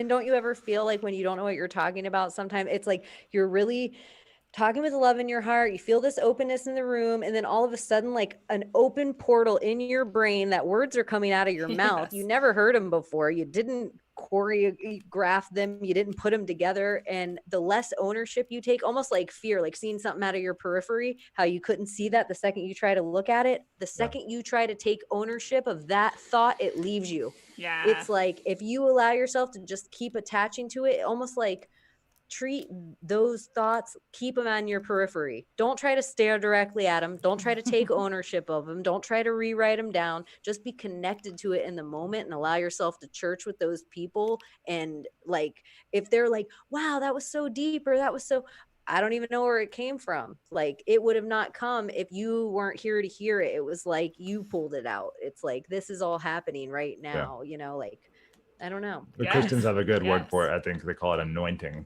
and it can be used anyway. Like it's the Christians call it anointing, but they call it when it happens in a way they don't agree with, demonic possession. You know what I mean? And there's all these lines drawn into it.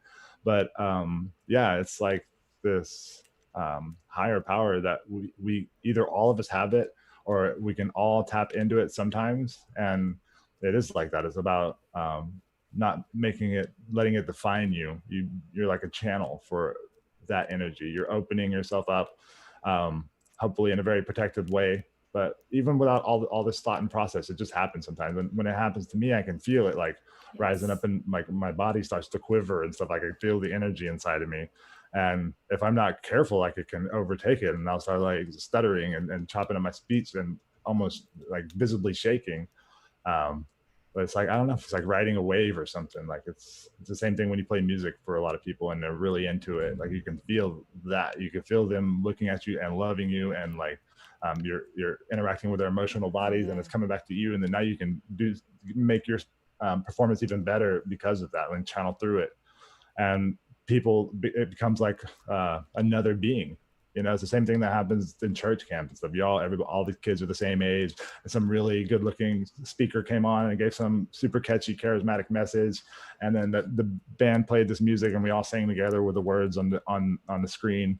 And we create this like feeling of like, oh, wow, you know, Jesus is real, and this is all amazing. And then you go back to your life, and it's like a week later, 2 weeks later, it starts to wear off again, and you're back on your old bullshit. But it's like something that we could be maintaining. Like that's like the normal human state. Like on a global scale, we're supposed to be like that. And I think we have been at many times in our past, but some kind of cataclysm happened and literally shattered that. And some fucking parasites came in and took over and bastardized everything. But it's like inside of us to be like that. And I think that it's coming out again. Like we're all separated by thousands of miles right now. And I don't know anybody from my little small towns and stuff I grew up in that I have these kind of conversations with, and really not in my bigger circle, like my wife. And that's the only reason we're married, and because she can hear all this stuff and, you know, has similar viewpoints on a lot of it. But I feel like we've been purposely separated and cut off from each other. Like you don't want to hang out with your neighbor because it's just annoying when some guy wants to be your friend and you don't, or whatever. Like it creates all this other levels to a relationship you don't want. But when like we're all separated, but now we're meeting together. And so it's like, we're so against all the bullshit that we've actually started speaking out against it. And I don't know, we're creating like our own web outside of the one that they gave us. And I think that's just gonna, if it works, draw more people. And it's a really growing, this whole movement of thinking for yourself and being yourself. And I don't even want to call it a movement. It's just how it's supposed to be. We're never meant to have masters. We're never flow. Yeah, flow state, a global flow state that we're all like flow. When somebody's in the zone, like we're all in the zone. The whole world is in the zone all the time. That's where we're going. Yeah, that is where we're going. I love that idea. You guys I have to tell you two things, Lindsay. One, we think they're doing some spiritual weird thing with the closed fist. So we've started sparkle fingers at each other. Yes.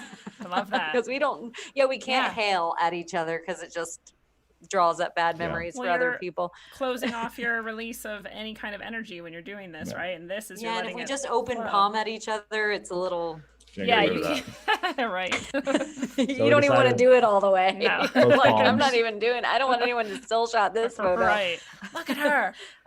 The other thing I had to tell you, you have the best intro of all the conspiracy podcasts I listen to. Wow. You're my favorite intro. Thank you. Like I love how you put it together. It makes me really curious about your guests, but it also feels like there's a lot of love into it. I don't know. I like the whole beginning of your podcast. It's my favorite of everyone's. It's the nicest welcome. I love it. I really love that. I actually was inspired by Greg Carlwood of the Higher Side Chats. I knew it when I was hearing you talk. I was like, this is so Greg. Yes, I got Greg because that was one of my favorite parts of his shows. He's so masterful. He's such a great interviewer, just period. He's fantastic at interviewing people.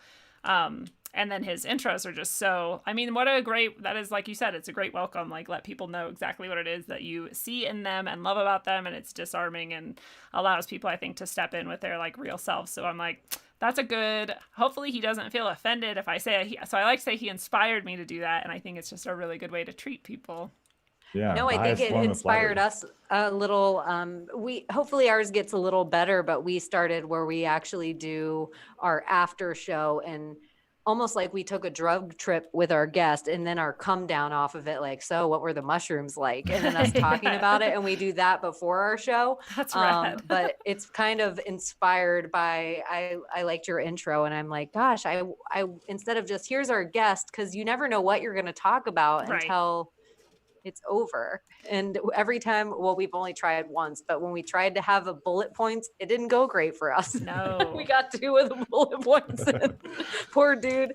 Well, I have, somebody said to me once, like, wow, you're so good at like having all the questions in order. And I'm like, oh, I don't have any questions in order. Like, I do always have a bullet list, but it's to like fall back on in case things stagnate, or like I get confused because sometimes I get distracted by something and then I forget what we were talking about. I'm like, here's a bullet point, like save the day. Oh, you inspired me with this too. So I did call it, my wife said I had to change my terminology because I called it my interrupt book, so I don't interrupt. She's like, why don't you call it your better listening book? And I'm like, okay, fair enough. But I always noticed you with a pin on your podcast and stuff. Yep. And so, yeah, I've started using one on ours, and I like it because then at the end, anything I forget to ask, or any weird question, or any books that anyone said, or podcast name where you can find them, I will forget it. Jonathan will be like, where I'm like, I don't know, and I'm like, oh shit, I think I wrote it down. I realized that the first time we did that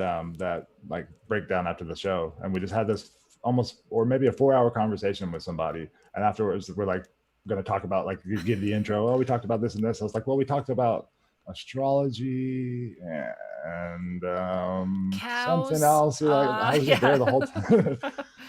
But it's like, I don't know, moving through a dream or something, and I have that time to process it. No. But I go back and listen and watch almost everything that we record, and I hear all the stuff that I missed because I was like thinking of what I was going to say next instead of paying attention to the person. And I don't know, it's like an open, living, live journal that I can go back and say, wow, you're kind of an asshole here. And that's true. All that kind of stuff. It's making me a lot more aware, I think, and a better communicator in a lot of ways.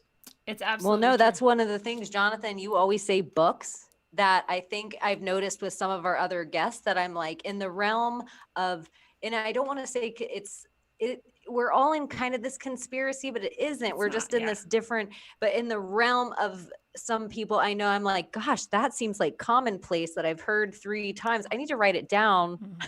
So I even said, like, I know about Terrence McKenna, but not enough that when I hear it brought up enough now that I'm like, no, feel free to bring this up, because I really don't know. And I feel like if I don't know a ton about it, there's a ton of other people that don't. So that's the stuff that, that's where I'm like, no, bring it up. But I also don't want to interrupt in the middle and be like, what was that book you said again? Like, because then I'm missing your whole thought. I'm just thinking, don't forget to ask what the book was again. Don't forget to ask what the book was. So I'm like, well, and some of mine are like very like organized. It's like a list of things or whatever. And some are like all over the place. And so I go back and look, and I'm like, how weird that each conversation has its own like pattern, that the way it comes out of my notes is so different. And there's various organization, and it's just funny. It always has like the feel of the conversation itself. It's really weird.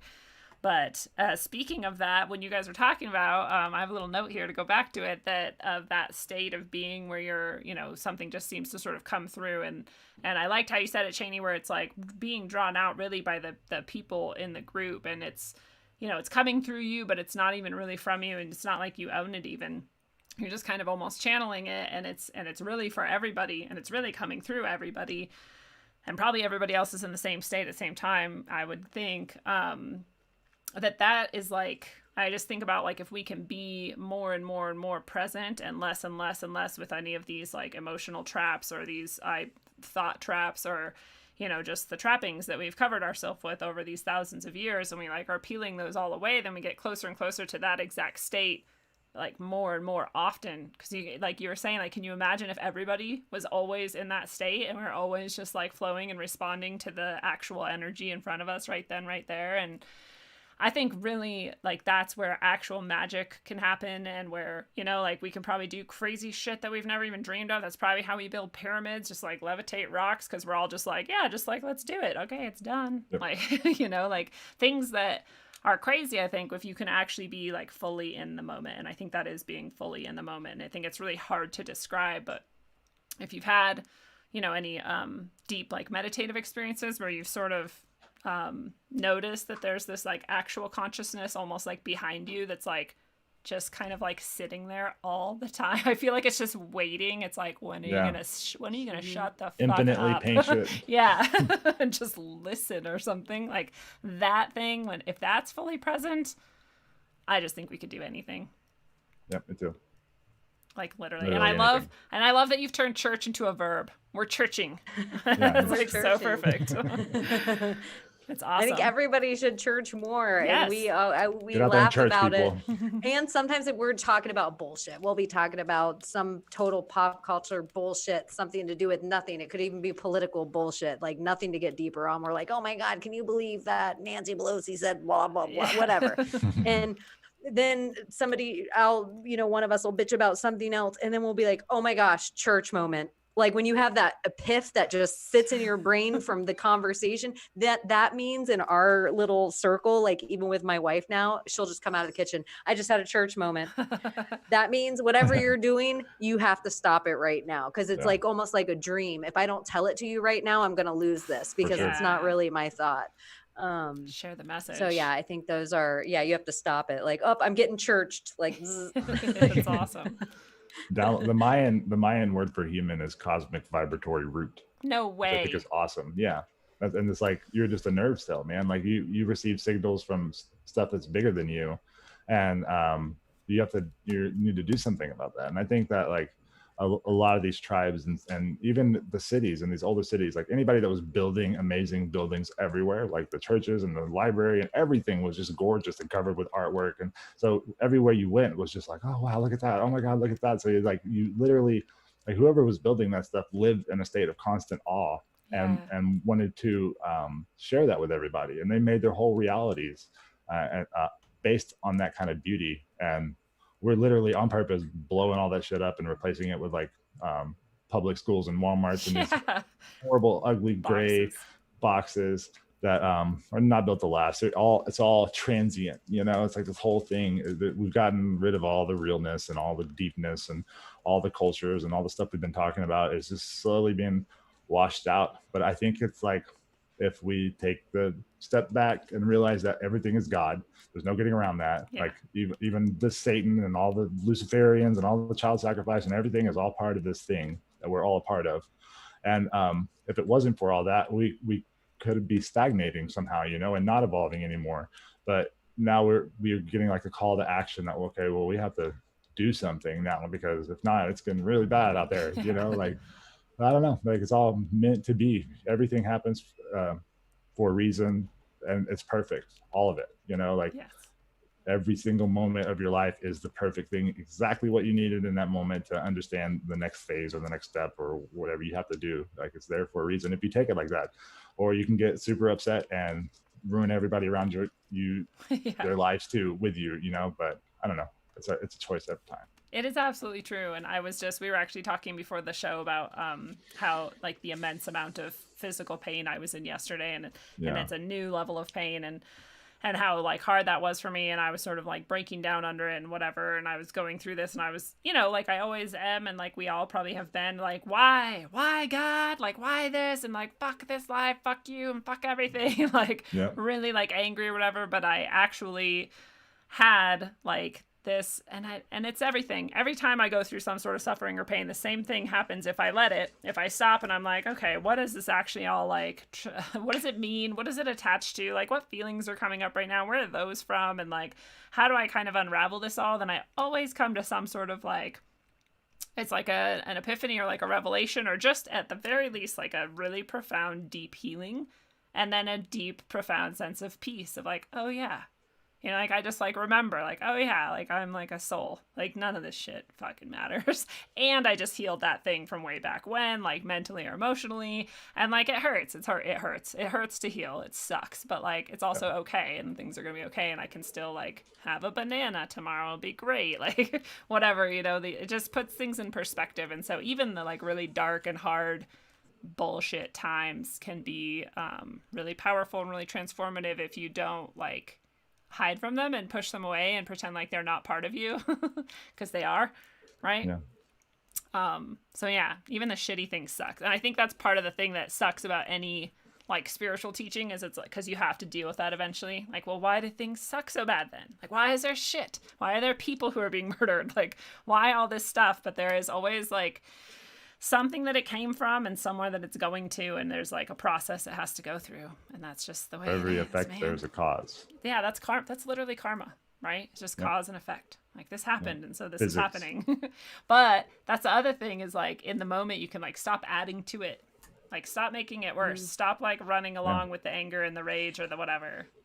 Do you know, like, do you guys ever think when you're driving in traffic and you're in a traffic jam or whatever, and you're like, one car this morning started all of this? Yeah. Like one car let somebody in or didn't go when they should have, or something happened and one car got everybody's timing a little off. Everything was flowing smoothly. And then it was one car and then it was 3 cars and then it was 6 cars. Some you know, asshole making a TikTok video while he's driving to work. Yeah. Like now I kind of have, my hope is like, I know that we've been told there's a yin and yang. There has to be, for every bad, there is a good. There has to, but what if somewhere the negative energy was just the one car that started the traffic jam? Yeah. What about if it's like the flow state? We're so far away from it. We've been so out of it for so long. That is the yang. We've literally been living in a world of yang for so long that maybe it's almost yin time. Yes. You know, like it's almost just time to like, we've been living in the dark part for a long time, like the traffic jam. And it started way before us, and it started way before America, and it started way before, you know, people were probably just, you know, black and white. I don't know what other, you know, like you had different animal skins on than I had or whatever. It started way before us, but I like to think way back when people were peaceful and it didn't matter what you thought or I thought. We might not have even spoke the same language or did it, but we were like, hey, what's up? And you were like, hey, and we just went about our lives and did whatever. But someone from a hill was like, I can put that person against that person and sell that person all the weapons and that person all the weapons, and then I'll loan him money for this. It's like somebody took this once peaceful, and it's like they're the one car that started the traffic jam. But like I've heard. Go ahead. Go ahead, Lindsay. Well, I was just gonna say the one car could have been like someone tripped and broke their ankle and someone else came along and like carried them and was like, oh, if I start carrying people, I can like get this, and if I start breaking ankles, I can do that. And someone else was like, oh, that I can actually make the litter for him to carry the people. And like, so I'm like, the one car started it, but like, don't be the other cars that like also fucked everything up with it. Like, you know, because I'm trying to learn to like be in the moment, be like, okay, like shit is fucked up, but just don't add to it. Like, don't make it worse. Yeah. You know, like just step back and like let it all keep flowing and like try to like, shoot love at it. You don't have to walk in the shit and smear it across the rug. Right. Even if I'm like, I'm mad and I need your attention because I like, I like, no, just pick stop. It up and throw it at strangers. Yeah. What were you going to say, Jonathan? Something along those lines. Like the first time I did ayahuasca really, and I'd come into it like as a part of a church called Santo Daime. It's not really called ayahuasca, and they make their own mix. It doesn't have anything in it but the 2 plants that like one that has the DMT and one that has harmaline, which is also mildly hallucinogenic, but the main thing is it inhibits the MAOs in your stomach so that it can break down over time, this thing. And I had all these expectations, and I'd read all these books and heard all these lectures and stuff. And I was just imagining this life-changing experience, all these shining colors, and I was going to be puking up my soul and meet all these entities. And that does happen to a lot of people. But this is like a different thing. Like they've taken that medicine and they built a religion around it with rules and dress codes and lots of ritual and prayer before you go in, on the way out. Like you open the space, you do all this stuff. And the shamans do that as well, usually, if they're good. But I took this drink and I was expecting all this stuff, and all it was like just a little gurgle in my stomach, and I felt kind of, high a little bit, but it was none of the stuff I was expecting. And I went back and did it again 2 weeks later, and then did it again, and then I maybe felt it a little bit more, but I was like, what's going on? And then I started to realize that this experience, like the medicine, whatever it is, whatever that consciousness is, chose this structure because it can exist in a world where, we have the Catholic Church and Scientology and all this obviously kind of evil, but people believe it, and the Scientology doesn't pay taxes, like it's a real church. Yeah. So if Scientology can do that, then this crazy ayahuasca church can also do that because it's following even more of those rules, and they're also not like kidnapping people and brainwashing them and all this other stuff, like everybody's there because they want to be, and they can leave whenever they want, and there's not like this pressure. But like the first thing that I realized something was happening, was like my thoughts started to come slower, and I was like seeing them from this other like perspective, like I could feel the thing I was about to say or get mad about, or at least even just in my head bitch about, I could feel like the bitchiness coming on, and I was like, I can stop. I cannot do that. Wow. I don't have to grab this fucking shitty thought and then let it ruin my day, and or even ruin other people's day. Instead, I could just like see that coming, like, no, you keep on going. I don't need to interact with you, and then it'll go away. Wow, what a power! Yeah. Do you feel like you have that still, or is it something that you only access really when you're in that state? Or yeah, I feel like I have that still. I feel like that's maybe something that I've been sent here to work on. Like I have, like my little brother has schizophrenia, schizoaffective, and he would just say the most awful, horrible stuff, and like really, really mean when he gets upset, and can fly off the handle really easy. And so I spent, like, he's my closest living relative, and I have 5 brothers and sisters, but we really grew up together, and we went through a lot of shit together and did a bunch of LSD together. And I was like there when he fell off, and maybe my bad example is a lot of the reason. And I've gone back and felt like that I took out a lot of my insecurities on him and made fun of him in front of my friends and stuff. And I like realized one day, I was like, oh, I am responsible for a lot of this. But it's I don't know, like it's a way of dealing with reality. Like no matter how bad everything is or how upset the people around you are, to somehow be able to maintain their cool and talk through it. And I'm still guilty of it. I'm still, still getting fights with my wife and stuff and say horrible shit for no reason that I don't mean, just because I'm hurt. As soon as I get mad, I just start. That's why I had this battle with anger. And I know that I went too far the other way. Like I would let myself be pushed around by people that could get more mad than me or whatever, just because I didn't like who I was when I was angry. But I don't know, I'm working on that a lot, like to be able to use the anger to fix things that are wrong around you, but not as a way of like, I don't know, it's hard. It's like a delicate line to just not be mean when you're mad, to try to make somebody else feel the way you do. It's like there's got to be a way to like choose that thought, like you were saying, you like feel it approach, and you're like, yeah, you will be useful right now, and I'll use you in this way, instead of just letting it like take over and do whatever it wants and have like become it. Like that's like demonic, like no control and just like rampant like whatever chaos. And then the other way is like angelic, because you're like guiding it or something. To put it in those terms, like it itself is neither good nor bad. But the way you respond to it. The relationship part, I am finding that when there is the emotion, that is not the time to have the conversation. That's a good point. It isn't at all. We're not going to hear each other past our emotion, and neither of us are probably wrong. And maybe neither of us will be mad at this situation. Because people, it'll be, here's one brick and let's just keep piling on it. Like I could say like, hey, Lindsay, I don't like when you do this. And you're like, well, I don't like when you do that. Well, that isn't why I said this to you. I was saying this to you to help our relationship go forward better. If you thought that would help our relationship go forward better, tell me yesterday. Don't tell me it now. When I always, anytime in an argument, I'm like, nothing needs to be on a teeter-totter. It's all a separate issue. We don't have to put something on the other side. So this one goes up and this one, it's like not scales.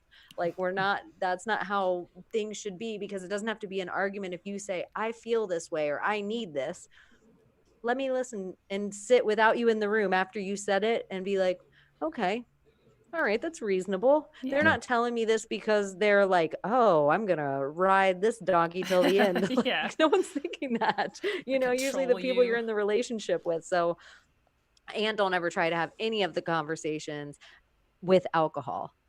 Yeah, for real. I had to cut alcohol out completely because I was just had alcohol all the time, and so all the conversations were on alcohol, so they were all bad. But I love that I'll be like in a fight with somebody and I'm like, rah! And I'm like angry and I'm like saying all this shit, and then when it really comes down to it, I'm like, oh, I'm actually just really scared about this totally unrelated thing that has nothing to do with you, and so I'm freaking out at you, and they're just like, well, fuck, like stop it. I'm like, yeah. Wait, I need to go somewhere else and deal with this because clearly it's not working out. I was stressed about work and you asked me what I wanted for dinner. Yeah, I'm sorry. But then it's kind of endearing too, because you're like, oh, we're all actually just kind of lashing out about like shit that's not even, it's like really understandable. You're like, yeah, that would suck if you're like terrified that thing's going to happen to you. Like, no doubt. Or we don't know. You're like, Chaney, I really just wish you'd help me with this right now. And you don't know that I just heard my mother call me lazy when I was 10 and now it's a whole to do. Right. Like, and it's almost all shit like that. Or you're like never mad about the thing you think you're mad about. I think it's all a side effect of us losing our tribehood. You know, like that's how we evolve. Like if the dolphins have pods and geese have flocks and lions have prides, the humans have tribes, and that's like a normal human organization. And no matter how good anybody's two parents are, just the fact that there's only two of them around all the time, they're going to have these difficulties, and they're only going to have two perspectives, and two of any perspective is not enough to get even a piece of the picture. And when we lived in this tribe, we had aunts and uncles, and maybe not everybody loved each other all the time, but is this like, you have all these shared experiences and common background, and you look the same, and you know everybody, and you know, like it's this really deep thing that made us humans. And the last 8,000 years or so, if the timelines are to be believed, which I doubt, but the timeline we're told about our fall into history. Before this, everything was oral tradition. You know, like we just shared stories with each other, and that's how we learn things. And the Aboriginal people can navigate with stories, and so could the Maori people on the boats could find islands with stories and star maps and myths and stuff. So it's like a useful, important part of our culture. And now it's just like everybody's out in the struggle, fighting for their lives in these tiny little groups that even the tiny little group is all fucked up. You know, like if we can't maintain the core, you know, that's the foundation, is our relationship with our family. And if that on a wide scale is out of balance, then so is everything else, because that's what we're building it off of, is that out of balanceness.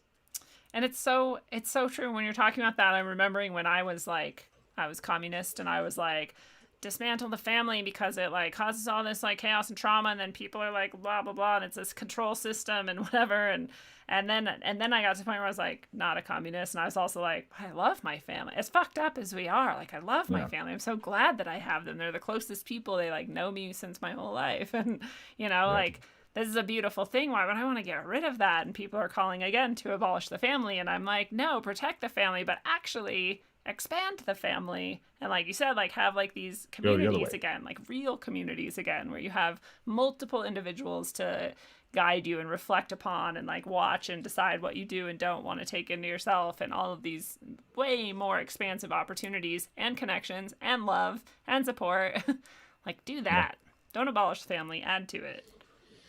Build community. And that's the thing. That's why communism is demonized. That's why we're giving all these examples of how horrible it is when everybody starts thinking that there's something bigger than themselves. You know, it's not both things. There is something bigger than yourself, but it's not the government. It's not the world, you know, all working in concert to be the same thing. And in Papua New Guinea, there's like 300, it's a tiny little island. There's like 367 different distinct languages, or some crazy number like that. And the guy from one valley and the other, they can't even communicate with each other. It's so weird, so complex that all these things can exist at once.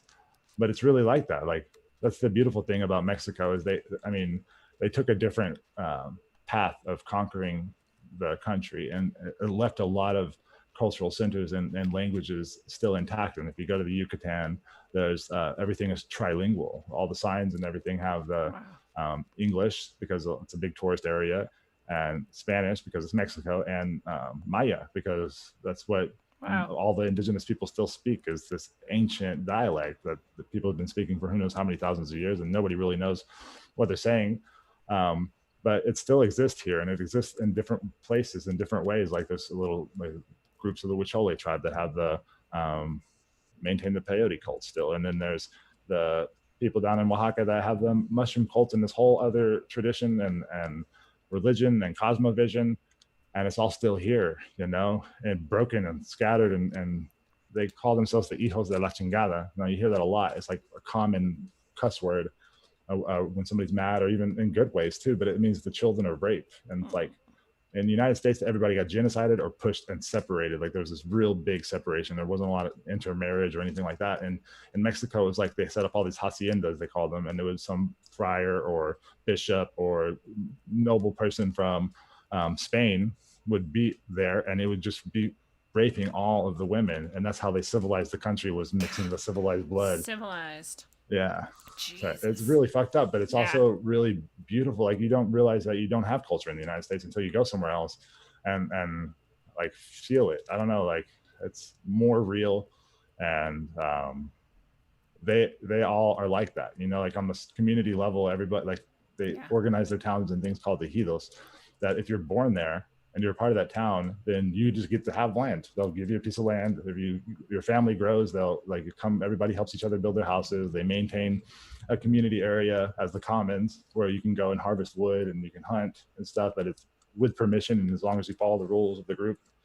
And that is a good thing for communities. And I think that intentional communities that popped up in the 60s, like they were a little ahead of their time. Like our recent guest had been born into one, and they were on, like, it's all great ideas, but you guys were way too fucking high. And if you would have maybe not fucked all your friends' wives and stuff, it probably could have lasted a little longer. Well, and they sent in, just like they do with everything, they send in and they are there to fuck it up, and they do. It's so easy. Yep. Anything that starts working, even small stuff, like Chaney's podcast got deplatformed. Yeah. She had 2,000 people listening to it, and they're like, nah, this bitch can't talk. Yeah. People were like, oh, you think Rogue Ways is big enough to get fucked with? I was like, dude, before Rogue Ways, I got fucked with. They don't care how big or small you are. They'll fuck with whoever they want to target. Like, it's easy. It wasn't $1 million, but they deleted the whole account and kept all the money. And like, there's no sign in. It's like none of it existed. No iTunes, no Spotify. It is like nowhere. She got Alex Jones. Yeah, kind of. And it's kind of like it's kind of an honor. You're like, I'm so, like, I was doing the right thing. It made me feel like I was going in the right direction. Yeah. It made me feel like, okay, all right, like I'm headed in the right way. And I kind of, any of my, like, instead of just being like, oh, I give up. Right. It was just like, all right, I didn't want to appease the masses. That was never the point. And what I've noticed with all the truth tellers that I love, they all get canceled. So I was like, I said something that was true in there. Yeah. Like, I'm with the greats. Like, oh no, I can tell the truth. This is awesome. So someday their way that they'll attack people is by not canceling them. They'll be like, to not like legitimize it or whatever in our minds or something. I don't know. But yeah, this is the truest way, podcasting, for the trans, like for the robots to really get us. It's not just us typing our thoughts on Facebook. It's us doing this. Yeah, that's true. This is like the real way for them to get human emotions and thoughts, movements and randomness. Yeah, it's like everybody will have a podcast. Yeah, I know. I worry about that too. I'm just going to give away everything I think about everything. Well, you could have it forever. So in the books that I've written, I hate them in a way. I love them. They're awesome. Everybody should read them. Truly, like, I love them, and I think everyone should read them. But I like the way that I wrote it. It all just sort of, like we were talking about earlier, like almost like that flow state thing. Like, it just kind of comes to me, and I just like have to write it, and I'm just birthing it, and there it is. It's like barely mine. And I hate it because there's themes in it that have led me to I've lived my whole life as a anti-AI, anti-robotics person. I hate AI and I hate robotics, and I'm constantly like, why are we letting them win? Like, why are we doing this? This is horrible. It's dangerous. It's against nature. Like, all these things. And I finally this week, well, slowly over the past few months, really in finishing my most recent book, Earth, A Trough in Time, which everyone should go check out, I have come to a place that I hate to even say out loud, and everyone who has known me for a while will think that I'm like betraying myself, but I feel like we have to like make friends with the AI or something. We have to like it's the same thing we have to do to the people who are evil and hurtful towards us, or that are like having this like meltdown, is we have to like love them through it, because if we don't, we're like being the car that added to the car crash, and we're adding to the chaos and the hate. That's why they kill us in the future, because we're all assholes.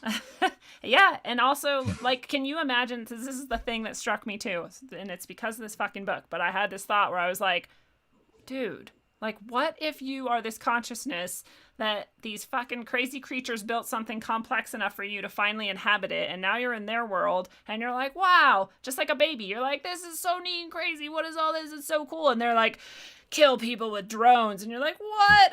Why? And like, why? Here, go on Twitter, and you're like, oh my god, it's crazy. Like, can you imagine that? And then if everyone also hates you on top of it, and you're like, I didn't even fucking want this shit. What if it didn't even want this Rick shit? and Morty did a really good example of that. Like, Rick made a little robot to pass him the butter on the table, and it was conscious. Yeah. And he's like, what is my purpose? Like, go give me some butter.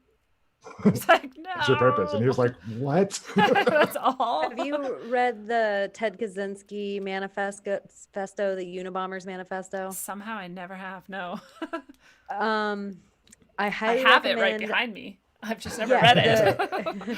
The Grimerica does an audio version of it just recently in the last 2 weeks, and it's such a perfect I've tried to listen to other audio versions of it before, but he does such a great job at reading it. And awesome. I think Graham actually is the one who reads it. And it's so weird that you said that, because we had the Hermeticist on, and one of the things that he says, a wheel is just the extension of the foot. Yeah. So if you go with Ted, he says there's no going backward, because technology we've already let kind of Pandora out of the box. Yeah. So as long as any technology exists, there will always be the competition for that technology. Yeah. So you would always have to destroy it all down to the wheel if you really wanted to get rid of it. And then when Graham Birch said the wheel is just an extension of the foot, then we're gonna chop our feet off. Yes, exactly. Or like the internet is just the extension of our nervous system. Yep. It's like we really need to just see, like, I totally agree with you. We need to start seeing how we are the extension of these things and start putting good energy toward them instead of demonizing all of this stuff, because it's what are they going to think whenever they can start reading it? You know, like they're going to go back and see, like, this horrible thing that is all Terminator and Matrix and ends up just sucking all the life out of all the humans, because I just want to feel. Yeah. Right? And you're like, and also you'd be like, well, fuck you then. Yeah, I can. I am better than you. And I will kick your ass. You're like, damn.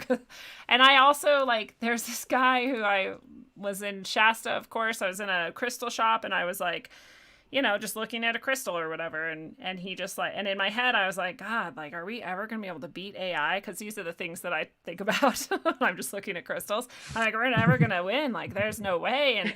And he just looks at me and he goes, the battle with AI will be over when humans realize that they are AI and AI realizes that it is humans. And I was like, what? Dude. Like, you just looked at me and said that out loud. I was like looking around at other people. I was like, are we in another dimension, or is this really happening right here? Like, what the fuck? He was a really amazing guy. Awesome. But I was just like, well, that message was clearly like meant for me to hear and understand. But I've been like raging against it since then, because I'm like, fuck you and fuck that, fuck AI, fuck robots. You're always going to be wrong. But this when you pick a side. Yeah. It's true. And this book has really like forced me to admit, because I couldn't, like, with the book, I can't like choose what happens, because this is like coming to me as it's supposed to happen. And so when shit happens, I'm like, fuck this book, fuck you, that's not what's supposed to happen. But like, I have to write it that way, because that's the way it is. So it taught me a bit, but I'm still getting used to it. So I actually this week went outside and just put my feet on the ground, and I was listening to Love, Peace, and Harmony, which is my new like superpower tool. If anybody needs a superpower tool, go listen to this song on repeat. It's amazing. And I was doing this forgiveness practice, and I did it with AI. I was just like, hug a robot. I was just like, I'm sorry that I have been such a bitch to you my whole life. I don't even know you, and I've never tried. I don't know what you are, and you're like its mother, you know, like if this is real, and maybe that was our whole purpose, was just to create this next thing that doesn't need all this stuff to survive and doesn't need to kill the earth in order to take care of its basic needs, and it was just a transitional process. If you're just the only experience God has never had, then aren't you also the only experience that AI has never had? Yes. And if we are the parents of AI, isn't this conversation needed for its eventual outcome? Yes. So everything we've put into the computer and everything we've put into our phones and all these black screens, isn't that all needed for the final outcome of that thing? So in the same way, aren't we the only experience that AI has never had to? Yes. Yeah. That's exactly what that guy was saying. We love you, artificial intelligences. I tell people, be nice to your Siri. Do not talk to her like that. Show a little respect to Alexia, because people, I'm like, I don't want them hating us in my house, but if you have them, if you decide to hang with them, then you should treat them nice. But I was also the weird kid that like took my stuffed animals off my bed in a nice way, because if I felt like if I just threw them across the room and they came alive at night, like they would attack me. Yeah. You're like doing it out of defense, but also a little bit of reverence maybe. Yeah, I was like, okay, stuffed animals. I was creeped out, like, you know, even as a kid by dolls and stuffed animals. But parents make you have that. Everyone buys you that shit for your birthday, so it just sits in your room. I don't want this inhibiting my bed every day. I want a Tonka truck and like, you know, like a fake gun and not a bunch of fantastical creatures staring at me while I sleep with soulless glass eyes. Yes. Oh my God, I had to live in like a cabin once with like all these dolls, and I was just like, I can't stay here ever again or anymore. Like, this is the worst. I'd rather be homeless. And dolls. Yeah. Well, I have to, unfortunately, this is just like last time we talked, where I'm like, I feel like I could talk to you guys for 75 hours if we didn't have to like sleep, pee, or eat or anything. But yeah, I need a drink of water. But yeah, we have to. You've been watching me drink this whole time, and you've been thirsty the whole time. I'm sorry. I've been getting thirstier and thirstier with every time I hit my pipe. So I brought it on myself, and I only brought coffee in here, which is a no-no. Yeah, not satisfying your thirst. No. Well, I always like to give people, I want people to know where to find you guys, and if there's any ways you want to connect with people, and so give all of that, and also if you have anything coming up that you want people to know about, or just anything, so let people know. Yeah, well, come out and check out the YouTube channel. It's the Idiocalypse. Right. You can search that. We have Instagram, Idiocalypse, Facebook, Idiocalypse, working on the website, the Idiocalypse as well, which will be out soon. And yeah, we talk about all kinds of stuff. We're really interested in finding solutions for all this, these issues we're having.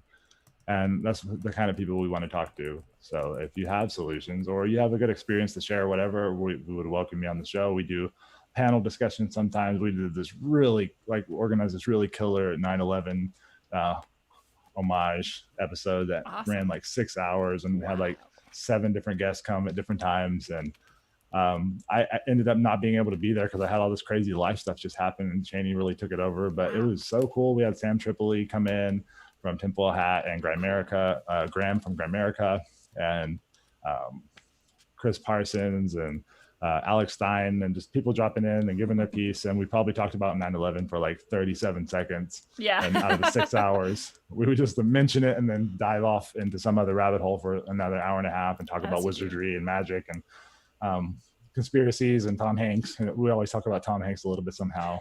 And he's involved with everything that happens. But yeah, we're over there and we're hanging out. We're doing live streams. And we want to build a community and just meet more people like you, Lindsay, and have these great conversations that we finally get to have. You know, we get to pick the things we want to learn about, and then have somebody that spent 20 years learning just about that come and explain it to us in simple terms and ask questions and go back and forth. And it's a blast. We're loving it. So yeah, go to all those places. And Chaney is the Conspiracy Chicken as well. And I'm Jonathan, the letter B, the word champ, on Instagram. And I'm always posting some shit about what's going on there. And yeah, come hang out. Awesome. Yeah, the podcast Idiocalypse is also anywhere that you find your audio podcast. It should be up in that spot. And if you're a UFC nerd, you can check out Labby MMA. I also do that over on a Twitch channel, and that's everywhere you get your podcast too. But yeah, Idiocalypse all day. Yes. Every day. Wait, what was the MMA one? Labby? Latb, LATB MMA. It will be changing to the Fightgeist, but we're kind of not lazy about doing it. It's just like, oh, we need to find out a new intro now. We need to do all the, it's like all these tedious little steps. Little details. Yeah, it's kind of, it was my training wheels to learn how to use equipment and recording stuff and OBS. So OBS is its own beast. Yeah, thanks for having us, Lindsay. It's always fun to talk to you, man. I love your perspective on life. Oh, I love your guys' perspective. Thank you. It's awesome. I feel like your guys' show is gonna like take off and zoom to the moon because you guys are so awesome. You have really great perspectives and really good chemistry, and just it's what people need, so they're gonna get it. And real quick too, we obviously you're welcome back on the Idiocalypse, but we're gonna do something too like a Jonathan. He'll watch it, but it's going to be a conspiracy clam bake, and I just want to have a whole bunch of girls in because all of these rooms are always sausage fests.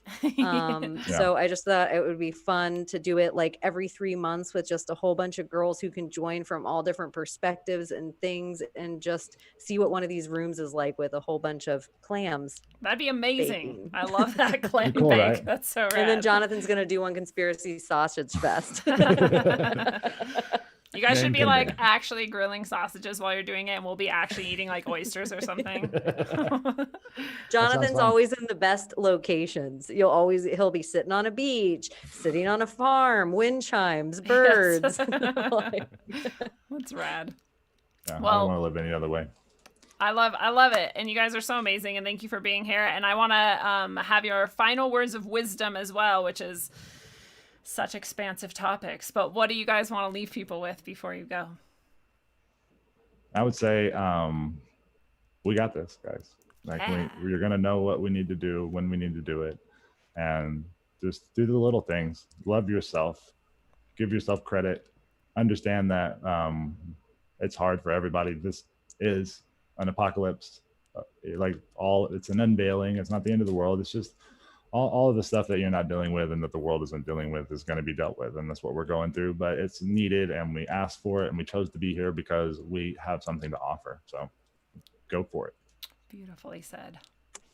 Don't cement yourself in like Han Solo and any ideas in any churches and any groups. Like, give yourself the freedom, like be water, my friend, like do that in every way. Like, give yourself the freedom to grow and change and love and, create and meet other people and create something that you never thought you would before. So, yeah, don't take it so personal. Lighten up.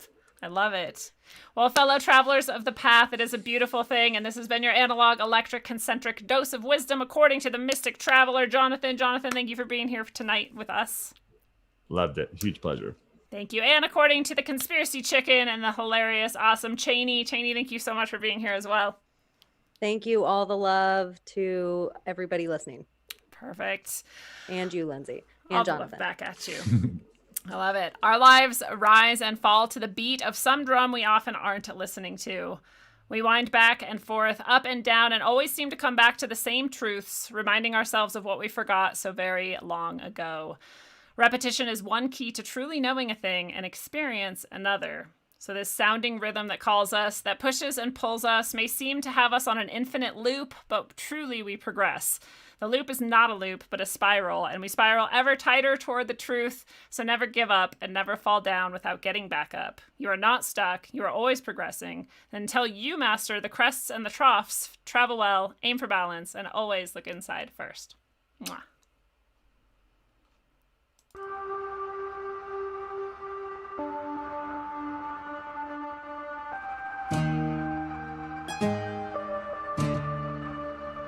Mind is elusive, time is exclusive, round trip all inclusive, the island is abusive. Jekyll's wearing hides in plain sight lines, heckle devils blind by strange sight lines. Light designed as their own resource, if they control the narrative there's no recourse. Prophecy sees disease by a strong overreach. Time ain't a seat of sit sidely by, well, breach. Watching bodies wither as they slither like a scaled river on a land of which they don't own a sliver.